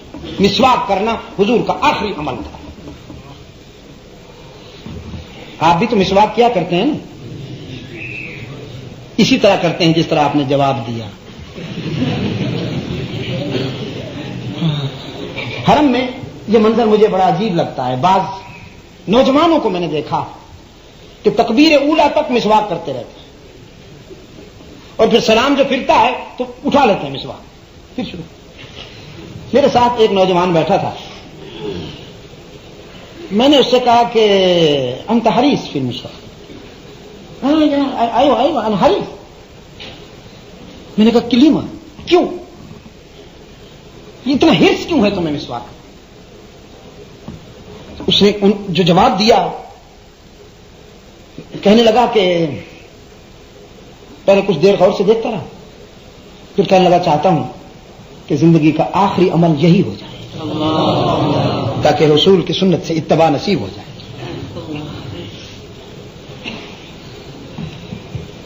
میرے عزیز دوستوں، 12 ربیع الاول کو زوال کے بعد رحمت عالم صلی اللہ علیہ وسلم نے اس دنیا کو خیر باد کہا اور اللہ کی جوار رحمت میں چلے گئے۔ مدینہ کے در و دیوار پر اداسی آ گئی، حسنین کے دل پہ کیا گزری، میں وہ الفاظ کہاں سے لاؤں کہ وہ کیفیت بیان کر سکوں۔ سیدہ فاطمہ زہرا رضی اللہ تعالی عنہا کے غم کا یہ عالم تھا، فرما رہی تھی صبت علی مصائب لو انہا صبت علی الایام سرن لیالیا۔ میرے والد گرامی کی موت نے میرے دل پر وہ غم اور وہ صدمے ڈھائے ہیں کہ اگر ان غموں کا کچھ حصہ چمکتے ہوئے سورج پہ پڑ جائے تو اس کی روشنی ختم ہو جائے۔ فاروق اعظم کی بے قراری کا یہ عالم تھا کہ شمشیر بکف پھرتے تھے مدینہ کے گلی کوچوں میں، فرماتے تھے خبردار اگر کسی نے یہ کہا کہ ان محمد قدما، گردن اڑا دوں گا، سر قلم کر دوں گا اس کا۔ اور راول پنڈی کے دوستوں، فاروق اعظم کی زمین پہ بل پڑ جائے تو کوئی معمولی بات نہیں ہے، عجیب کیفیت ہے مدینہ میں۔ صدیق اکبر کو اللہ جزائے خیر عطا فرمائے، ہر ایسے موڑ پر، ہر ایسے نازک مرحلے پر ان کے تدبر نے رہنمائی کی۔ صدیق اکبر رضی اللہ تعالی عنہ پہلے اللہ کے محبوب کے حجرہ میں گئے، رحمت عالم صلی اللہ علیہ وسلم کے چہرے سے چادر ہٹائی، فرمایا طب حی و میتا، میرے محبوب تیری زندگی بھی حسین ہے، تیری موت بھی حسین ہے۔ پھر فرمایا اللہ آپ پر 2 موتیں کبھی جمع نہیں کرے گا، یہ ضابطہ تھا جو لاگو ہو گیا۔ رحمت عالم صلی اللہ علیہ وسلم کی پیشانی کا بوسہ لیا صدیق اکبر نے، پھر باہر آئے، فاروق اعظم کے اضطراب کا منظر دیکھا تو فرمایا ابن خطاب میری بات سنو، بیٹھو۔ صرف ابن خطاب متوجہ نہیں ہوا، پورا مدینہ متوجہ ہو گیا۔ مدینے کا بچہ بچہ آیا کہ دیکھیں ابو بکر کیا کہتا ہے، اس لیے کہ ابو بکر کی بات تو حرف آخر ہے نا۔ حدیث کے ورقوں پر صدیق اکبر کا وہ خطبہ چمک رہا ہے۔ اللہ آپ کو توفیق عطا فرمائے کہ آپ اس کا مطالعہ کریں اور سمجھیں۔ میں وہ پڑھتا ہوں خطبہ، لیکن اے کاش کہ آپ عربی جانتے ہوتے تو صدیق اکبر کے خطبے کی فصاحت و بلاغت پر آپ وجد کرتے۔ خطبہ مسنونہ کے بعد فرمایا ان اللہ عمر محمدن، عجیب عجیب، آپ چپ بیٹھے۔ ان اللہ عمر محمدن، باہر والے بھی، ان اللہ عمر محمدن صلی اللہ علیہ وسلم وابقا حتی اقام دین اللہ۔ اگر اجازت ہو تو اس دین پہ کچھ کہہ دوں، الیوم اکملت لکم دینکم ورضیت لکم الاسلام دینا حتی اقام دین اللہ. تو یہ دین کیا ہے؟ سیدنا یوسف کے خطاب میں دین کا مفہوم سمجھ میں آیا ہے. سجن کی تنہائیوں میں، جیل کی خلوتوں میں دو نوجوانوں کو خطاب کر رہے ہیں. جب انہوں نے خواب کی تعبیر پوچھی، فرماتے انی ترکت ملت قوم لا یؤمنون باللہ وهم بالآخرۃ هم کافرون واتبعت ملت آبائی ابراہیم واسحاق ویعقوب ما كان لنا أن نشرك بالله من شيء ما كان لنا أن نشرك بالله من شيء ذلك من فضل الله علينا وعلى الناس ولكن أكثر الناس لا يعلمون. یا صاحب السجن ارباب متفرقون خیر. پیغمبر تیری عظمتوں پہ قربان جاؤں، جب بھی بولتا ہے توحید بولتا ہے. دیکھا یہ دونوں متوجہ ہیں، غرض مند ہیں، انہیں ضرورت پڑ گئی ہے، بڑا خطرناک خواب دیکھ بیٹھے ہیں، کانپ رہے ہیں. متوجہ ہیں نا، تو بڑا اچھا موقع ہے کہ ان کے دل و نگاہ میں توحید اتار دو. جیسے عصر حاضر کا گدی نشین جب کسی کو غرض مند دیکھتا ہے کہ یہ تعویذ لینے آیا ہے تو وہ کہتا ہے موقع ہے کہ اس کی جیب کاٹ لوں.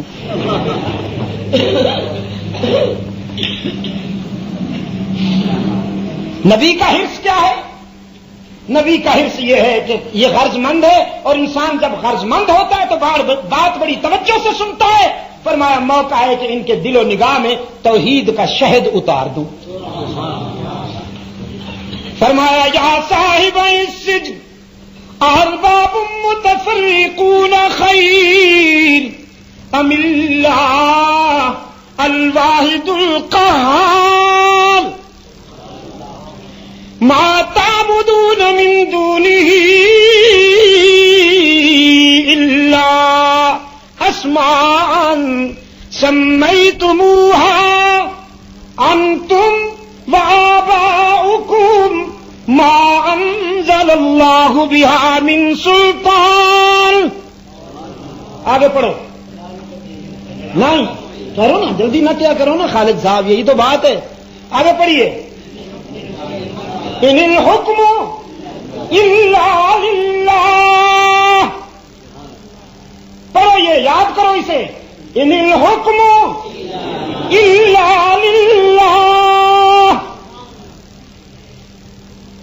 نہیں ہے حق کے حکمرانی مگر اللہ کے لیے. جس طرح سجدہ اس کا حق ہے، جس طرح قیام اس کا حق ہے، جس طرح رکوع اس کا حق ہے، جس طرح مدد کے لیے پکارنا اسے چاہیے، مشکل کشائی اس کا حق ہے، دستگیری اس کا حق ہے، حکمرانی بھی اسی کی. لیکن وہ خود صدر مملکت نہیں بنتا، وہ خود خلیفۃ المسلمین، وہ خود امیر المومنین نہیں بنتا. وہ تو رب العالمین ہی ہے، وہ تو الہ العالمین ہی ہے. اس کی حکمرانی کیسے چلے گی؟ اس کی حکمرانی یوں چلے گی کہ منصب اقتدار پر ابو بکر جیسا لاؤ گے،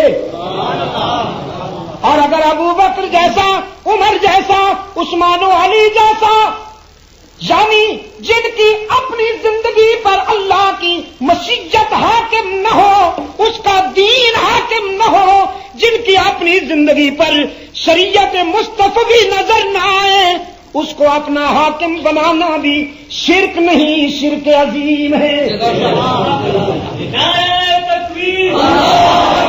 ان الحکم الا للہ، ان الحکم، راول پنڈی کے بے زبانوں بھول گئے ہو یہ باتیں، کہیں اور پہنچے ہوئے ہو نا۔ ان الحکم الا للہ، یا صاحب السجن ارباب متفرقون خیر ام اللہ الواحد القہار ما تعبدون من دونه الا اسماء سمیتموها انتم وآباؤکم ما انزل اللہ بها من سلطان۔ پڑھو آگے، ان الحکم الا للہ، آگے ہمارا اس نے حکم دیا اللہ تعبدوا الا ایاہ، حکم ہے اس کا کہ نہ عبادت کی جائے مگر انسانی زمین کی عاجزیوں کے لیے مسجود، معبود ہر جگہ موجود، علام الغیوب، کارساز و دستگیر، حاجت روا و مشکل کشا، عزت دینے والا، رزق دینے والا، اولاد عطا کرنے والا، بیماریاں دور کرنے والا، مصائب میں مشکلات میں کام آنے والا، ذالک الدین القیم۔ اب آئی بات، ہمارا اللہ تعبدوا الا ایاہ، ذالک الدین القیم، یہ ہے دین قیم، حتی قام دین اللہ۔ صدیق اکبر نے اپنے خطبے میں ارشاد فرمایا ان اللہ امر محمدا، جزاکم اللہ۔ آپ کے منہ میں گھی اور شکر، تو پھر ڈاکٹر کہتے ہیں شوگر ہو جاتی ہے اس سے، تو کیا کہوں پھر؟ آپ کے منہ میں اللہ کا حمد اور تسبیح اور اس کے محبوب پر درود و سلام، اللہم صلی علی محمد وعلی آل محمد کما صلیت علی ابراہیم وعلی آل ابراہیم انک حمید مجید، اللہم بارک علی محمد وعلی آل محمد کما بارکت علی ابراہیم وعلی آل ابراہیم انک حمید مجید۔ فرمایا ان اللہ امر محمدا، مدینہ متوجہ ہے، دم بخود ہیں صحابہ، میں کہتا ہوں پوری کائنات متوجہ ہے صدیق اکبر کے خطبہ کی طرف۔ فرمایا ان اللہ امر محمدا صلی اللہ علیہ وسلم وابقا، اللہ نے اپنے محبوب کو محمد عربی کو زندگی دی اور جب تک چاہا اس دنیا میں باقی رکھا، اور محمد عربی نے بھی صلی اللہ علیہ وسلم اللہ کی عطا کردہ زندگی کا ایک ایک لمحہ اس کی مرضی کے مطابق گزار دیا، حتی اقام دین اللہ وَأَظْهَرَ كَلِمَةَ اللَّهِ وَبَلَغَ رِسَالَةَ اللَّهِ وَجَاهَدَ فِي سَبِيلِ اللَّهِ۔ یہ 4 شعبے بیان کیے ہیں صدیق اکبر میں، ایک بھی تعویذ لکھنے کے متعلق نہیں ہے۔ حتی قام دین اللہ، اللہ کے محبوب نے دین کو قائم کر دیا، توحید منوا لی، دانت توڑوانے پڑے تو توڑوائے، جسم زخمی کروانا پڑا تو کروایا، وطن چھوڑنا پڑا تو چھوڑا، سمیہ ذبح ہو گئی تو ہونے دیا، خبیب کو انگاروں پہ بھون ڈالا گیا تو صبر کیا، بدر سے گزرے، احد سے گزرے، حتی قام دین اللہ۔ منوایا کہ معبود کون؟ بھی پہ زور دیا کرو راولپنڈی والوں، تاکہ بھی کے بیماریوں کو اللہ شفائے کاملہ عطا فرمائے۔ دین قائم کیا، وَأَظْهَرَ كَلِمَةَ اللَّهِ، اور اللہ کی بات کو ظاہر کر دیا، وَبَلَغَ رِسَالَةَ اللَّهِ، حق رسالت ادا کر دیا، وَجَاهَدَ فِي سَبِيلِ اللَّهِ، زندگی کا ایک ایک لمحہ جہاد میں گزار دیا، حَتَّى تَوَفَّاهُ اللَّهُ عَلَى ذَلِكَ، ثُمَّ تَوَفَّاهُ اللَّهُ عَلَى ذَلِكَ، اللہ نے اسی حالت میں اپنے محبوب کو اپنے دامن رحمت میں لے لیا۔ اب ٹھیک ترجمہ کر رہا ہوں، توفاہ اللہ علی ذالک، اسی حالت میں اپنے محبوب کو کلیجے سے لگا لیا۔ اور ہمارے قائد نے ہمیں کیسے چھوڑا؟ وَقَدْ تَرَكَكُمْ عَلَى الطَّرِيقَةِ، ہمارے قائد نے ہمیں بھٹکنے کے لیے نہیں چھوڑا، ہدف متعین کر دیا، ٹارگٹ کنفرم ہو گیا، آزما لیا، جھنجھوڑ لیا، پرکھ لیا، ٹٹول لیا، خود بھی مطمئن ہوئے، ممتحن بھی مطمئن ہو گیا، بھٹکنے کے لیے نہیں چھوڑا، استقامت کے لیے چھوڑا ہے۔ اللہ کے فضل و کرم سے ہم اب استقامت کے راستے پر چلنے والے ہیں، وہ مشن مکمل ہو گیا۔ فَإِنَّ مِنْكُمُ اللَّهُ رَبُّهُ،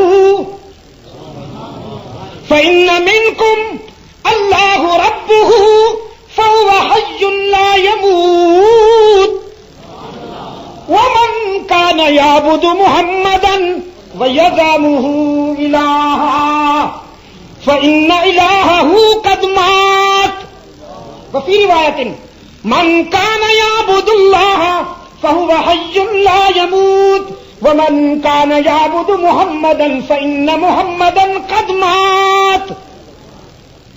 دیکھو جی کتنا دو ٹوک انداز ہے، کوئی تکلف نہیں، ہم اجمی لوگ ہیں نا جی، ہم بڑے تکلفات سے، عربی اب بھی کوئی تکلف نہیں کرتے۔ دبئی میں سعودیہ، ہمارے سعودی بھائیوں نے، سفارت خانے نے استقبالیہ ترتیب دیا، تو وہاں پر جو اسٹیٹ سیکریٹری تھے اتفاق سے وہ پاکستانی بھائی ہیں ہمارے، میں نے ان کا نام لے کر مولانا کہہ دیا، تو سعودی سفیر اٹھ کے آئے اور میرے منہ پہ ہاتھ رکھ کے کہا اللہ مولانا،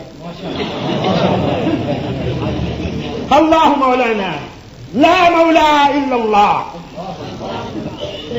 ربنا لا تؤاخذنا ان نسينا واخطانا، ربنا ولا تحمل علينا اصرا كما حملته على الذين من قبلنا، ربنا ولا تحملنا ما لا طاقة لنا به واعف عنا واغفر لنا وارحمنا انت مولانا انت مولانا قل اللہ مولانا لا مولا الا اللہ۔ میں نے کہا آئیو بالکل ٹھیک ہے، لیکن ہم اجمی ہیں، ہمارے لیے تھوڑی سی رعایت کرو۔ یہ تو سوچو ہم آئے کہاں سے ہیں، ہماری تو عادت ہے، ہم تو بات بات پہ اپنے حضرات کو مولانا کہہ دیتے ہیں، اب کیا کریں؟ ان کا اصلاح کرو۔ تو ٹھیک ہے، جزاک اللہ جی، سید کہیں گے، شیخ کہیں گے، ہاں جی فضیلت الشیخ کہیں گے، لیکن بات دو ٹوک، کوئی لگی لپٹی نہیں ہے اس میں۔ اللہ عربی میں بھیبڑا پن نہیں ہے، بڑا دو ٹوک انداز ہے اس کا، جنتیوں کی زبان بھی یہ ہوگی، گویا اللہ کی یہ سرکاری زبان ہے نا جی عربی۔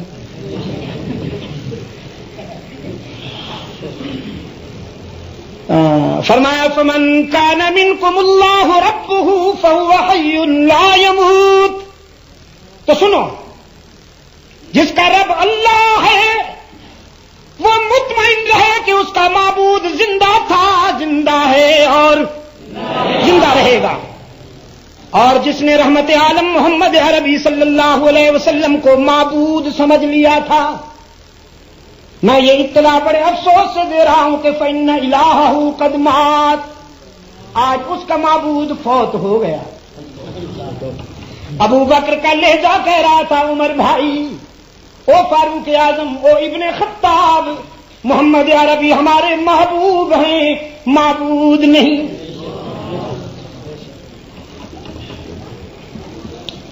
فرمایا فاتقوا اللہ ایھا الناس،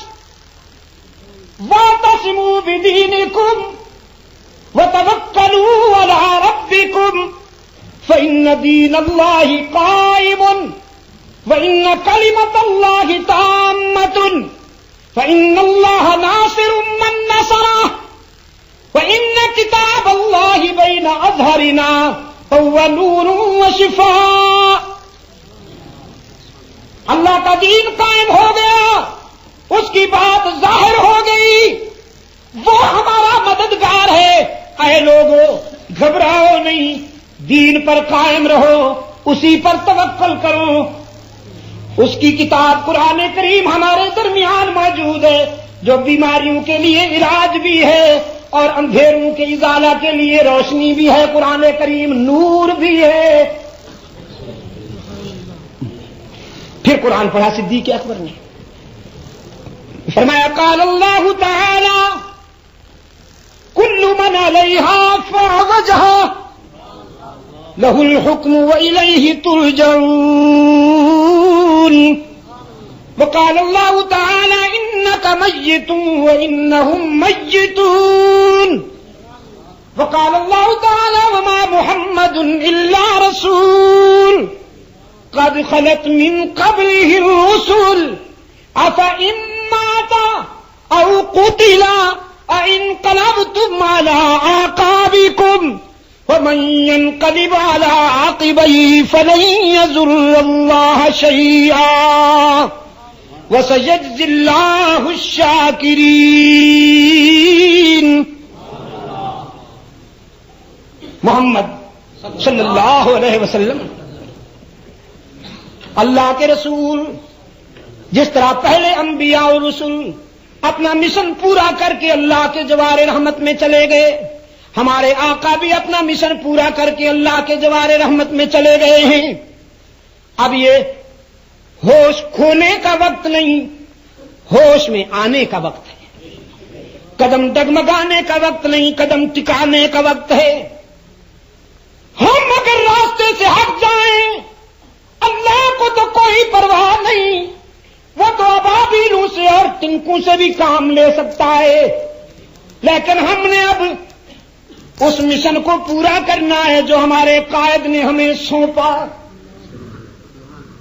اللہ شاکرین کو بہترین جزا دینے والے ہیں. عمر یہ مان لو، یہ بات یقین کر لو کہ ہمارے آقا اللہ کے پیغمبر تھے، معبود نہیں تھے.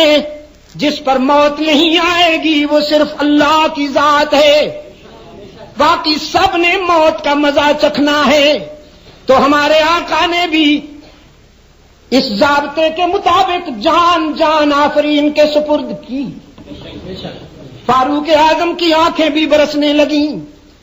صحابہ کرام بھی ان آیات کا تکرار کرتے ہوئے فرماتے ہیں اگرچہ ہم نے یہ آیتیں پہلے سن رکھی تھی، لیکن آج تو یوں محسوس ہوا جیسے ابھی نازل ہو رہی ہیں اور صدیق اکبر کی زبان انہیں ادا کر رہی ہے. اب سوچا گیا کہ تجہیز و تکفین ہو. رحمت عالم صلی اللہ علیہ وسلم کے ارشاد کے مطابق آپ صلی اللہ علیہ وسلم کی تدفین کے لیے وہی جگہ طے پائی جہاں آپ صلی اللہ علیہ وسلم نے جان آفرین کے سپرد کی تھی. کیونکہ آپ صلی اللہ علیہ وسلم نے فرما رکھا تھا پیغمبر جہاں فوت ہوتا ہے وہیں دفنایا جاتا ہے. غسل کے لیے آپ کا لباس نہیں اتارا گیا، آپ کے مبارک کرتے ہی میں آپ کو غسل دیا گیا. پانی میں بیری کے پتے، سدرا کے پتے ڈالے گئے تھے اور آپ صلی اللہ علیہ وسلم کو قمیص کے اندر ہی غسل دیا گیا. البتہ جب آپ کو کفنایا گیا تو پھر وہ کرتا اتار دیا گیا. آپ صلی اللہ علیہ وسلم کے جنازہ کے لیے صورتحال اس طرح ہوئی کہ آپ صلی اللہ علیہ وسلم کا جسد اطہر وہیں حجرے میں ہی رکھا رہا. 10-10, 12-12, 14-14 کی جماعت آتی رہی اور آپ صلی اللہ علیہ وسلم کا ارشاد تھا. صدیق اکبر نے ہی سنایا صحابہ کرام کو کہ آپ نے فرمایا میری موت کے بعد کچھ دیر تک کے لیے میرے جسم کو تنہا چھوڑ دیا جائے، کیونکہ سب سے پہلے جبرائیل امین آ کر نماز جنازہ پڑھیں گے، پھر فرشتے آئیں گے. چنانچہ کچھ دیر تک کے لیے آپ صلی اللہ علیہ وسلم کا جسد اطہر وہیں حجرے ہی میں تنہا چھوڑ دیا گیا. پھر صحابہ کرام نے اسی طرح 10-10, 12-12, 14-14 جماعت آتی رہی اور وہ دعا پڑھتی رہی, درود و سلام پڑھتی رہی. امامت نہیں ہوئی. یہ صرف سرور کائنات صلی اللہ علیہ وسلم کے لیے امتیاز تھا کہ آپ صلی اللہ علیہ وسلم کے جنازہ میں امامت نہیں ہوئی. اسی طرح جماعت آتی رہی اور پڑھتے رہے. پھر اس کے بعد وہی حجرہ عائشہ میں جہاں رحمت عالم صلی اللہ علیہ وسلم آرام فرما تھے, وہیں آپ صلی اللہ علیہ وسلم کی قبر مبارک کھودی گئی اور آپ کو اللہ کے سپرد کر دیا گیا. سیدہ فاطمہ زہرا رضی اللہ تعالی عنہا نے صحابہ سے پوچھا, میرے ابا کو دفنا دیا تم نے؟ عرض کیا, ہاں شہزادی ہم نے دفنا دیا. تو روتے ہوئے کہنے لگی, تم نے کن ہاتھوں سے میرے ابا کے جسم پر مٹی ڈالی تھی؟ بس یہ کیفیت تھی, یہ ایک بشری تقاضے کے مطابق کیفیت تھی جس کا سیدہ فاطمہ زہرا رضی اللہ تعالی عنہا نے ان الفاظ میں اظہار کیا, اپنے دکھ کا, اپنے اضطراب کا. میرے عزیز دوستو, ربیع الاول کی 12 تاریخ, جہاں ربیع الاول میں رحمت عالم صلی اللہ علیہ وسلم کی ولادت ہوئی, وہاں ربیع الاول ہی میں رحمت عالم صلی اللہ علیہ وسلم کی وفات بھی ہوئی. صحابہ کرام نے اس لیے جشن نہیں منایا اس مہینے میں کہ اگر اس مہینے میں رحمت عالم صلی اللہ علیہ وسلم کی ولادت ہوئی تو اس مہینے میں ان کے محبوب کی وفات بھی ہوئی. اب تک تو عام مسلمان کی زبان پر 12 ربیع الاول کے متعلق یہی الفاظ تھے کہ 12 وفات, لیکن اب اپنے نبی کے وفات کے دن کو ماشاءاللہ اس قوم نے عید کا دن بنا لیا.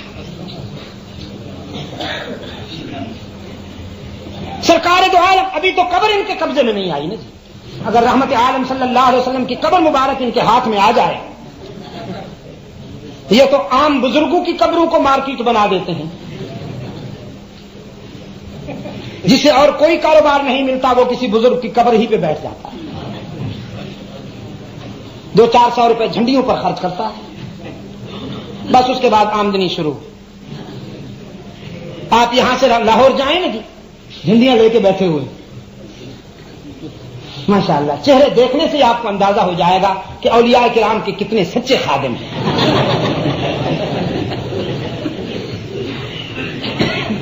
اولیاء کرام کی محبت ان کے چہروں سے ہی آپ کو سمجھ میں آ جائے گی. جھنڈیاں دکھاتے ہیں. اور یہ ڈرائیور لوگ جو ہیں ماشاءاللہ جو سب سے زیادہ خرچ سگریٹ پہ کرتے ہیں یا وہ کیسٹوں پر,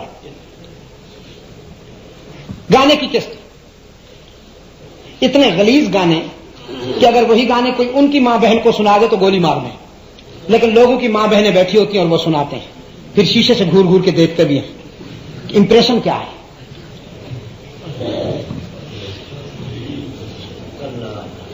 وہی ڈرائیور حضرات ان کو روپیہ پھینکتے اور وہ بیٹھے ہوئے.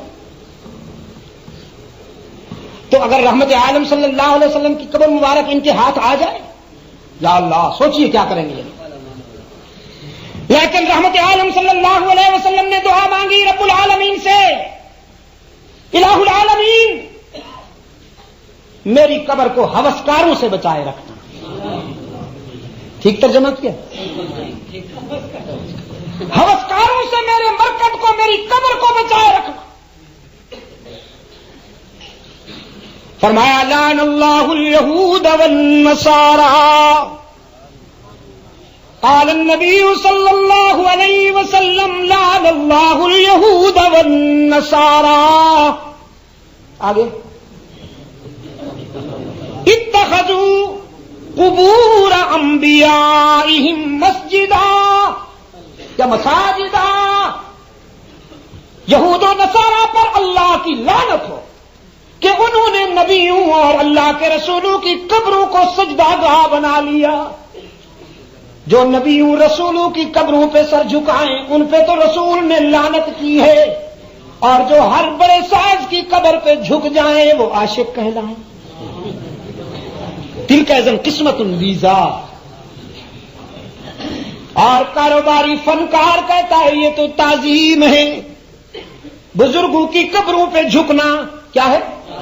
تعظیم ہے. اور میں نے کہا نہیں، اونچا کہو نا بیٹا جی، اونچا کہو پیارے بیٹے جی، تقسیم ہے. دیکھا آپ کو بھول گیا، بچوں نے یاد کیا ہوا ہے. غیر اللہ کے آگے جھکنا تعظیم نہیں، اللہ کے حق میں تقسیم ہے. اور اکبر نے کہا ہو جس میں عبادت کا دھوکہ، مخلوق کی وہ تعظیم نہ کر. ہو جس میں عبادت کا دھوکہ، مخلوق کی وہ تعظیم نہ کر. جو خاص خدا کا حصہ ہے بندوں میں اسے تقسیم نہ کر.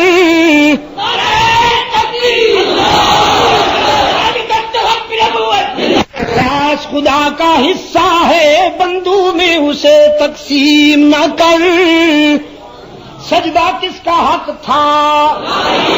سجدہ کس کا حق ہے؟ اور سجدہ کس کا حق رہے گا؟ یہ آپ کو بھی کہہ رہا ہوں، اپنے دوستوں کو بھی کہہ رہا ہوں، جو مجھ پہ ناراض ہوتے ہیں، فتوے لگاتے ہیں، ان سے بھی کہہ رہا ہوں کہ مسجود کون ہے؟ یہ وہی آواز ہے جو میرے اسلاف نے مجھے سونپی ہے. یہ امانت ہے، جب تک زندہ ہوں اسے بلند کرتا رہوں گا. یہ امانت ہے مجدد الفسانی کی، یہ امانت ہے شاہ اسماعیل شہید کی، یہ امانت ہے شیخ القرآن مرحوم و مغفور کی، یہ امانت ہے محمود حسن دیوبندی کی، یہ امانت ہے شاہ اشرف علی تھانوی کی، یہ امانت ہے رشید احمد گنگوہی کی، یہ امانت ہے نانوتوی کی، یہ امانت ہے شاہ ولی اللہ کی، یہ امانت ہے شاہ عبدالعزیز کی، یہ امانت ہے مجدد الفسانی کی، یہ امانت ہے سید عبد القادر گیلانی کی، یہ امانت ہے ابو حنیفہ کی، احمد ابن حنبل کی، شافعی کی، مالک کی، ابن تیمیہ کی، یہ امانت ہے جعفر صادق کی، یہ امانت ہے حسن و حسین کی، یہ امانت ہے زین العابدین کی، یہ امانت ہے علی المرتضیٰ کی، یہ امانت ہے عثمان کی، فاروق کی، صدیق کی اور میرے محبوب محمد کی. انسانی جبین کی عاجزیوں کے لیے سچا مسجود کون؟ حتیٰ قام دین اللہ. صدیق اکبر کے خطبے میں پہلا جملہ یہی آیا ہے، حتیٰ قام دین اللہ. بنیاد ہے یہ بنیاد. بنیاد کو اگر کیڑے کھا جائے تو کبھی شاخیں سرسبز نہیں ہو پائیں گی، کبھی پھل نہیں ملے گا. توحید کو مستحکم رکھو گے تو پھل آئیں گے، شاخیں بھی سرسبز ہوں گی. آج بات بگڑی ہے، بگڑتی جا رہی ہے، کوششیں ہوتی ہیں لیکن بات بنتی نہیں. دین کو قائم کرو گے تو بات بنے گی. اور دین کا قیام کیا ہے؟ انسانی جبین کی عاجزیوں کے لیے مسجود کون ہے؟ معبود کون ہے؟ ہر جگہ موجود کون ہے؟ علام الغیوب کون ہے؟ مشکل کشا کون ہے؟ ہی پہ زور دیا کریں دوستو. عام آدمی تو مان جاتا ہے، مان رہا ہے، لیکن معدے کا بیمار وہ تعویلیں کرتا ہے. وہ کہتا ہے اللہ بھی اور اس کے پیارے بھی. وہ بھی مشکل کشا ہے اور اس کے پیارے بھی مشکل کشا ہیں. اللہ بھی مدد کرتا ہے اور اس کے پیارے بھی. اب میں اس کو نہیں منوا سکتا. جو ذہن کا بیمار ہو اس کا علاج ہو سکتا ہے، اور جو معدے کا بیمار ہو، جس کے مفادات وابستہ ہوں کسی فکر کے ساتھ، کسی نظریے کے ساتھ، انتڑیاں وابستہ ہوں، وہ کبھی نہیں مانے گا. پہلو یہی ہے کہ توحید کو بیدار ثابت کرو، توحید کو بیدار رکھو اور اسی پر اپنی زندگیاں گزار دو. اللہ پاکستان کو امن و سلامتی کا گہوارہ بنائے. آپ کے مطالبات پورے نہیں ہوں گے محض قراردادوں سے، یہ میں آپ سے کہہ دوں. جو ہو رہا ہے وہ آپ دیکھ رہے ہیں. آپ نے نعرے بھی لگا کے دیکھ لیے، قراردادیں بھی آپ نے پاس کر لی، جلوس بھی آپ نے نکال لیے، لیکن آپ نے کیا کھویا، کیا پایا یا اپنے گریبان میں جھانکی اور دل سے پوچھی. ہمارے کتنے قیمتی دوست اور قیمتی لوگ ذبح کر دیے, ریزہ کر دیا انہیں کر دیا گیا, لیکن کوئی قابل ذکر گرفت نہیں ہوئی. اصل مجرم آزاد پھرتے ہیں. اصل مجرم تک قانون کیوں نہیں پہنچتا؟ اس لیے کہ قانون کو چلانے والے, میرے عزیز دوستوں, فاروق اعظم تو یہ ذمہ داری لیتے ہیں کہ اگر کسی جانور پہ بھی زیادتی ہو تو مجھ سے پوچھا جائے. آج وہ ملک کہ جہاں پر کوئی ایک آدمی بھی اگر ظلم سے مارا جائے, نہ حق مارا جائے, ایسی مثالیں بھی موجود ہیں کہ پوری گورنمنٹ مستعفی ہو جاتی ہے, ریزائن کر دیتی ہے کہ ہم لوگوں کے جان و مال کا تحفظ کرنے میں ناکام ہوئے, اس لیے ہم ریزائن کرتے ہیں. ہم نہیں سنبھال سکتے, بے شک وہ آئے جو سنبھالے. حالانکہ یہ تعلیمات اسلام کی. فاروق اعظم نے مدینہ کی گلی میں گشت کرتے ہوئے ایک گھر سے بچوں کے رونے کی آواز سن کر پوچھا تھا کہ خاتون تیرے بچے بڑی دیر سے رو رہے ہیں, میں کئی مرتبہ یہاں سے گزرا ہوں اور تم سے کہا ہے چپ کراؤ, چپ کیوں نہیں کراتی ہو؟ خاتون نے کہا پتہ نہیں تم کون ہو, مجھے ڈسٹرب کرتے ہو, بار بار چھیڑتے ہو, 3 دن سے میرے بچے بھوکے ہیں, میں نے کیسے چپ کراؤں, میں نے کیسے سناؤں؟ فاروق اعظم نے فرمایا اگر تیرے بچے بھوکے ہیں تو جا کے تم نے فاروق اعظم سے کہنا تھا تمہیں, وہ بیت المال سے تمہیں کھانے کی چیزیں دے دیتا. اس خاتون نے کہا ہم کوئی منگتا ہے, ہم کوئی سوالی ہے کہ بیت المال میں جا کے گدا کرتے پھریں اور دامن پھیلاتے رہیں؟ یہ ہمارا فرض نہیں ہے, یہ عمر کا فرض ہے کہ وہ ہمارے دکھ معلوم کرے. یہ عمر کا فرض ہے کہ وہ ہماری اذیتوں کو معلوم کرے, ہمارے مسائل کو معلوم کرے اور حل کرے. اور اگر وہ حل نہیں کر سکتا تو پھر اقتدار چھوڑ کیوں نہیں دیتا کسی ایسے شخص کے لیے جو رعایا کا دکھ درد معلوم کر سکتا ہو. فاروق اعظم اس پر مشتعل نہیں ہوئے, آرڈیننس نہیں جاری کیا, ڈنڈا نہیں چلایا, پولیس کو نہیں منگوایا کہ یہ گستاخ ہے, یہ امیر المومنین کے سامنے بولتی ہے, لائن اعظم کو ڈسٹرب کرتی ہے. پتا کیا کیا فاروق اعظم نے؟ داڑھی پکڑ کے رونا شروع ہو گئے. تو لگے حالہ کا عمر, روتے بھی جا رہے ہیں گلی میں اور کہتے جا رہے ہیں حالہ کا عمر, عمر تو ہلاک ہو گیا, تو اللہ کے سامنے کیا جواب دے گا؟ تیری رعایا تو رو رہی ہے, اس کے بچے بھوکے. روتے ہوئے گئے بیت المال میں اور کھانے پینے کا سامان اٹھا کے لائے. اسی دروازے پہ آ کے نوک کیا, اسی دروازے پہ دستک دی. اس خاتون سے کہا تیرے بچوں کے لیے کچھ سامان لایا ہوں, ایک طرف ہو جاؤ. آٹے کی بوری اتاری. خادم نے وہ بوری اٹھانے کے لیے کہا تھا. جب فاروق اعظم آٹے کی بوری کندھے پہ اٹھا رہے تھے, خادم نے کہا تھا میں اٹھاؤں, تو فرمایا نہیں, یہ عمر کا بوجھ ہے, دنیا میں تم اٹھاؤ گے تو حشر میں کون اٹھائے گا, مجھے اٹھانے دو.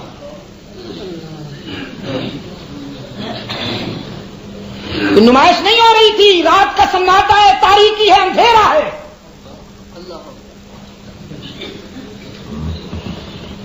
یہ نہیں کہ چند یتامہ مساکین میں جب چیک تقسیم کرنے ہوں تو ٹی وی کیمرہ مین پہلے بلا لیے جائیں اور ان کی نمائش پوری قوم کے سامنے کر دی جائے کہ ہم وقت کے حاتم تائی ہیں.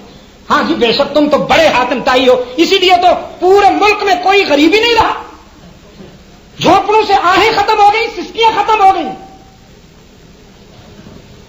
لے آئے ہیں سامان خرد و نوش, آٹے کی بوری اتاری اور بوری اتارنے کے بعد چولہے میں چلے گئے. کہا خاتون تم آٹا گوندو, میں آگ جلاتا ہوں. وہ خاتون کہنے لگی بیٹا اللہ تجھے جزائے خیر دے, یہ کام عورتوں کا ہے, بس آپ چلے جائیں, آپ نے جو کرنا تھا کر دیا, یہ کام میں خود کر لوں گی. فرمایا نہیں ماں, تیرے بیٹوں کو میں نے روتا سنا تھا, اب میں انہیں ہنستا دیکھوں گا تو جا سکوں گا. خاتون آٹا گوندتی ہے اور مسلمانوں کا حاکم, مسلمانوں کا صدر, مسلمانوں کا وزیر اعظم, وہ جا کے چولہے میں راکھ سے چنگاریاں ڈھونڈتا ہے, پھونکتا ہے, تو راکھ اڑ کے داڑھی میں پڑتی ہے. داڑھی پکڑ کے فرماتے ہیں دنیا کی راکھ برداشت کر تاکہ جہنم کی آگ سے بچ جائے. کھانا تیار ہوا, بچوں کو کھلایا اور وہ بچے ہنسنے کھیلنے لگے. دکھی ماں کہنے لگی بیٹا میرا بس چلے نا, تو صبح ہونے سے پہلے عمر کو معزول کر کے تجھے اس کی جگہ بچھاؤں. تو اس قابل ہے کہ مسلمانوں کا حکم، مسلمانوں کا حاکم بنے.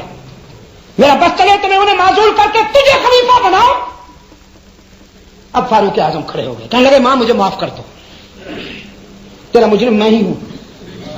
24 لاکھ مربع میل کی سلطنت ہے جس کی مجھے خبر گیری کرنی پڑتی ہے، لیکن میرا فرض تھا کہ میں تیرا غم بھی معلوم کروں، میں تیرا دکھ بھی معلوم کروں. کوئی تعویل نہیں کرتا، مجھ سے کوتاہی ہوئی ہے، جو سزا دینی ہو. رات کا وقت ہے، عمر حاضر ہے، جو سزا دینی ہو مجھے دے لو، حشر میں محمد کے سامنے شرمندہ نہ کرنا. اسلام کا نام لیتے ہو تو پھر یہ سب کچھ کیوں نظر نہیں آتا؟ یہ سب کچھ کیوں نظر نہیں آتا تمہیں؟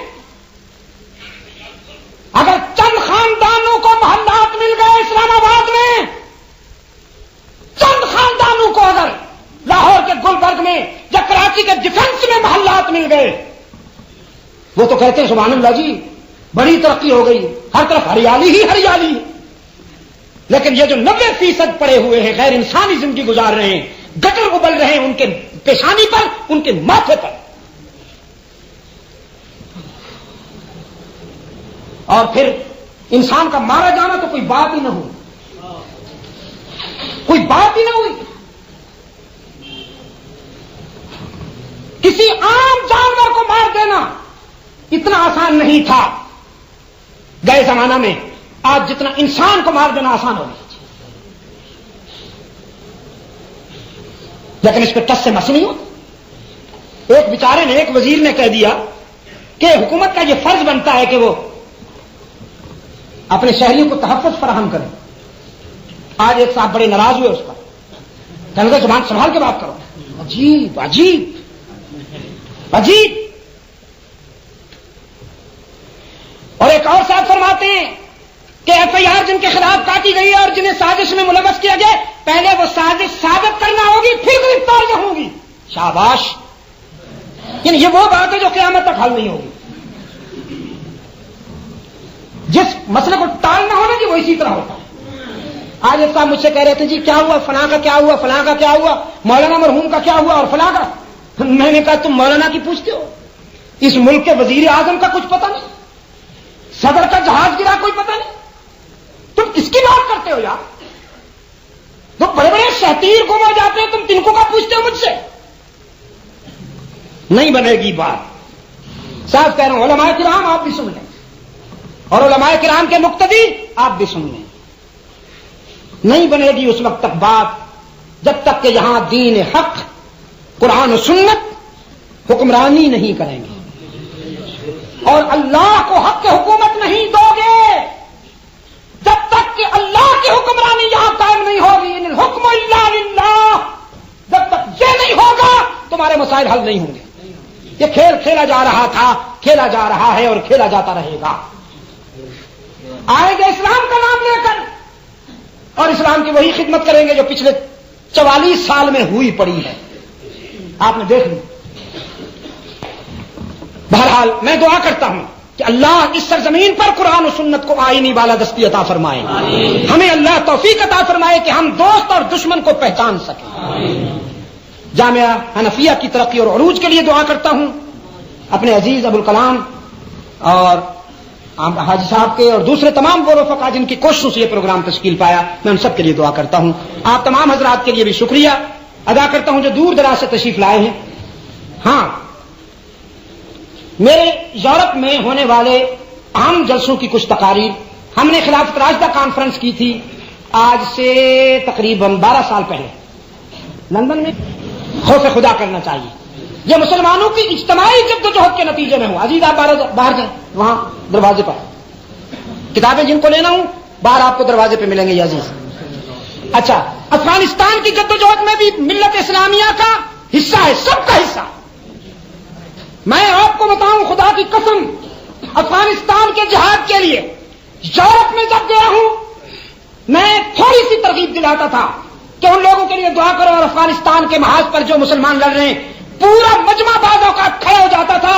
خدا کی قسم وہ کہتے تھے شاہ صاحب اگر ہو سکے تو ہمیں لے چلو، ہمیں وہاں لے چلو، ہم اپنے خرچے پہ میں وہاں چلنے کے لیے تیار ہیں اور ہمارے سینے حاضر ہیں، ہم ہر طرح کی قربانیاں دینے کے لیے تیار ہیں۔ کسی ایک پارٹی کو یہ کریڈٹ نہیں لینا چاہیے، پوری ملت اسلامیہ کا اس میں حصہ ہے۔ اور یہ بھی میں آپ کو بتا دوں کہ ابھی تو ایک چھوٹے سے محاذ پر جہاد ہوا اور دنیا کی ایک بڑی طاقت کو سرنگوں ہونا پڑا۔ وہ لینن کا مجسمہ جس کی پوجا ہوا کرتی تھی روس میں، روس کی قوم نے اس کو اتارا اور جوتے مار کر اعتراف کیا کہ تو جھوٹا، تیرے نظریات جھوٹے، تیرا موقف غلط۔ تو اگر پوری ملت اسلامیہ جہاد کے راستے پہ آ جائے تو میں وثوق سے کہتا ہوں نہ روس رہے گا نہ امریکہ، مسلمان ہی سپر پاور کا کردار ادا کر سکیں گے۔ اللہ تعالی ہمیں توفیق عطا فرمائے کہ ہم جہاد کے سفر میں اپنے شاندار ماضی کے حوالے سے وہ تقاضے پورے کر سکیں جو اللہ اور اس کے رسول کی منشا ہے۔ اے اللہ تمام روحانی جسمانی بیماروں کو اپنے فضل و کرم سے شفائے کاملہ عطا فرما۔ جو اس دنیا سے جا چکے ہیں ہمارے دوست بھائی، اللہ تعالیٰ ان کی مغفرت فرمائے۔ ہمارے حاجی ملک محبوب صاحب کے ماموں کل فوت ہوئے ہیں، اللہ انہیں غریق رحمت فرمائے۔ انا للہ و انا الیہ راجعون۔ اسلام آباد میں مولانا عبدالحادی صاحب بھی کب فوت ہوئے؟ انا للہ و انا الیہ راجعون۔ آج ان کا انتقال ہو گیا، اللہ تعالیٰ انہیں غریق رحمت فرمائے۔ وہ بھی علم و حکمت کے تاجدار تھے، ہمارے شیخ الحدیث مولانا عبدالقدیر صاحب کی طرح مرحوم و مغفور۔ کچھ لوگ ایسے تھے کہ جو ہمارے اسلاف کی یادگار تھی، جن کی زندگیاں عاجزی، تواضع اور انکسار کا مرقع تھی۔ اللہ تعالیٰ انہیں کروٹ کروٹ سکون نصیب فرمائے۔ اور جن دوستوں نے دعا کے لیے کہا ہے میں ان سب کے لیے دعا کرتا ہوں، اللہ تعالیٰ ہم سب کی جائز مرادیں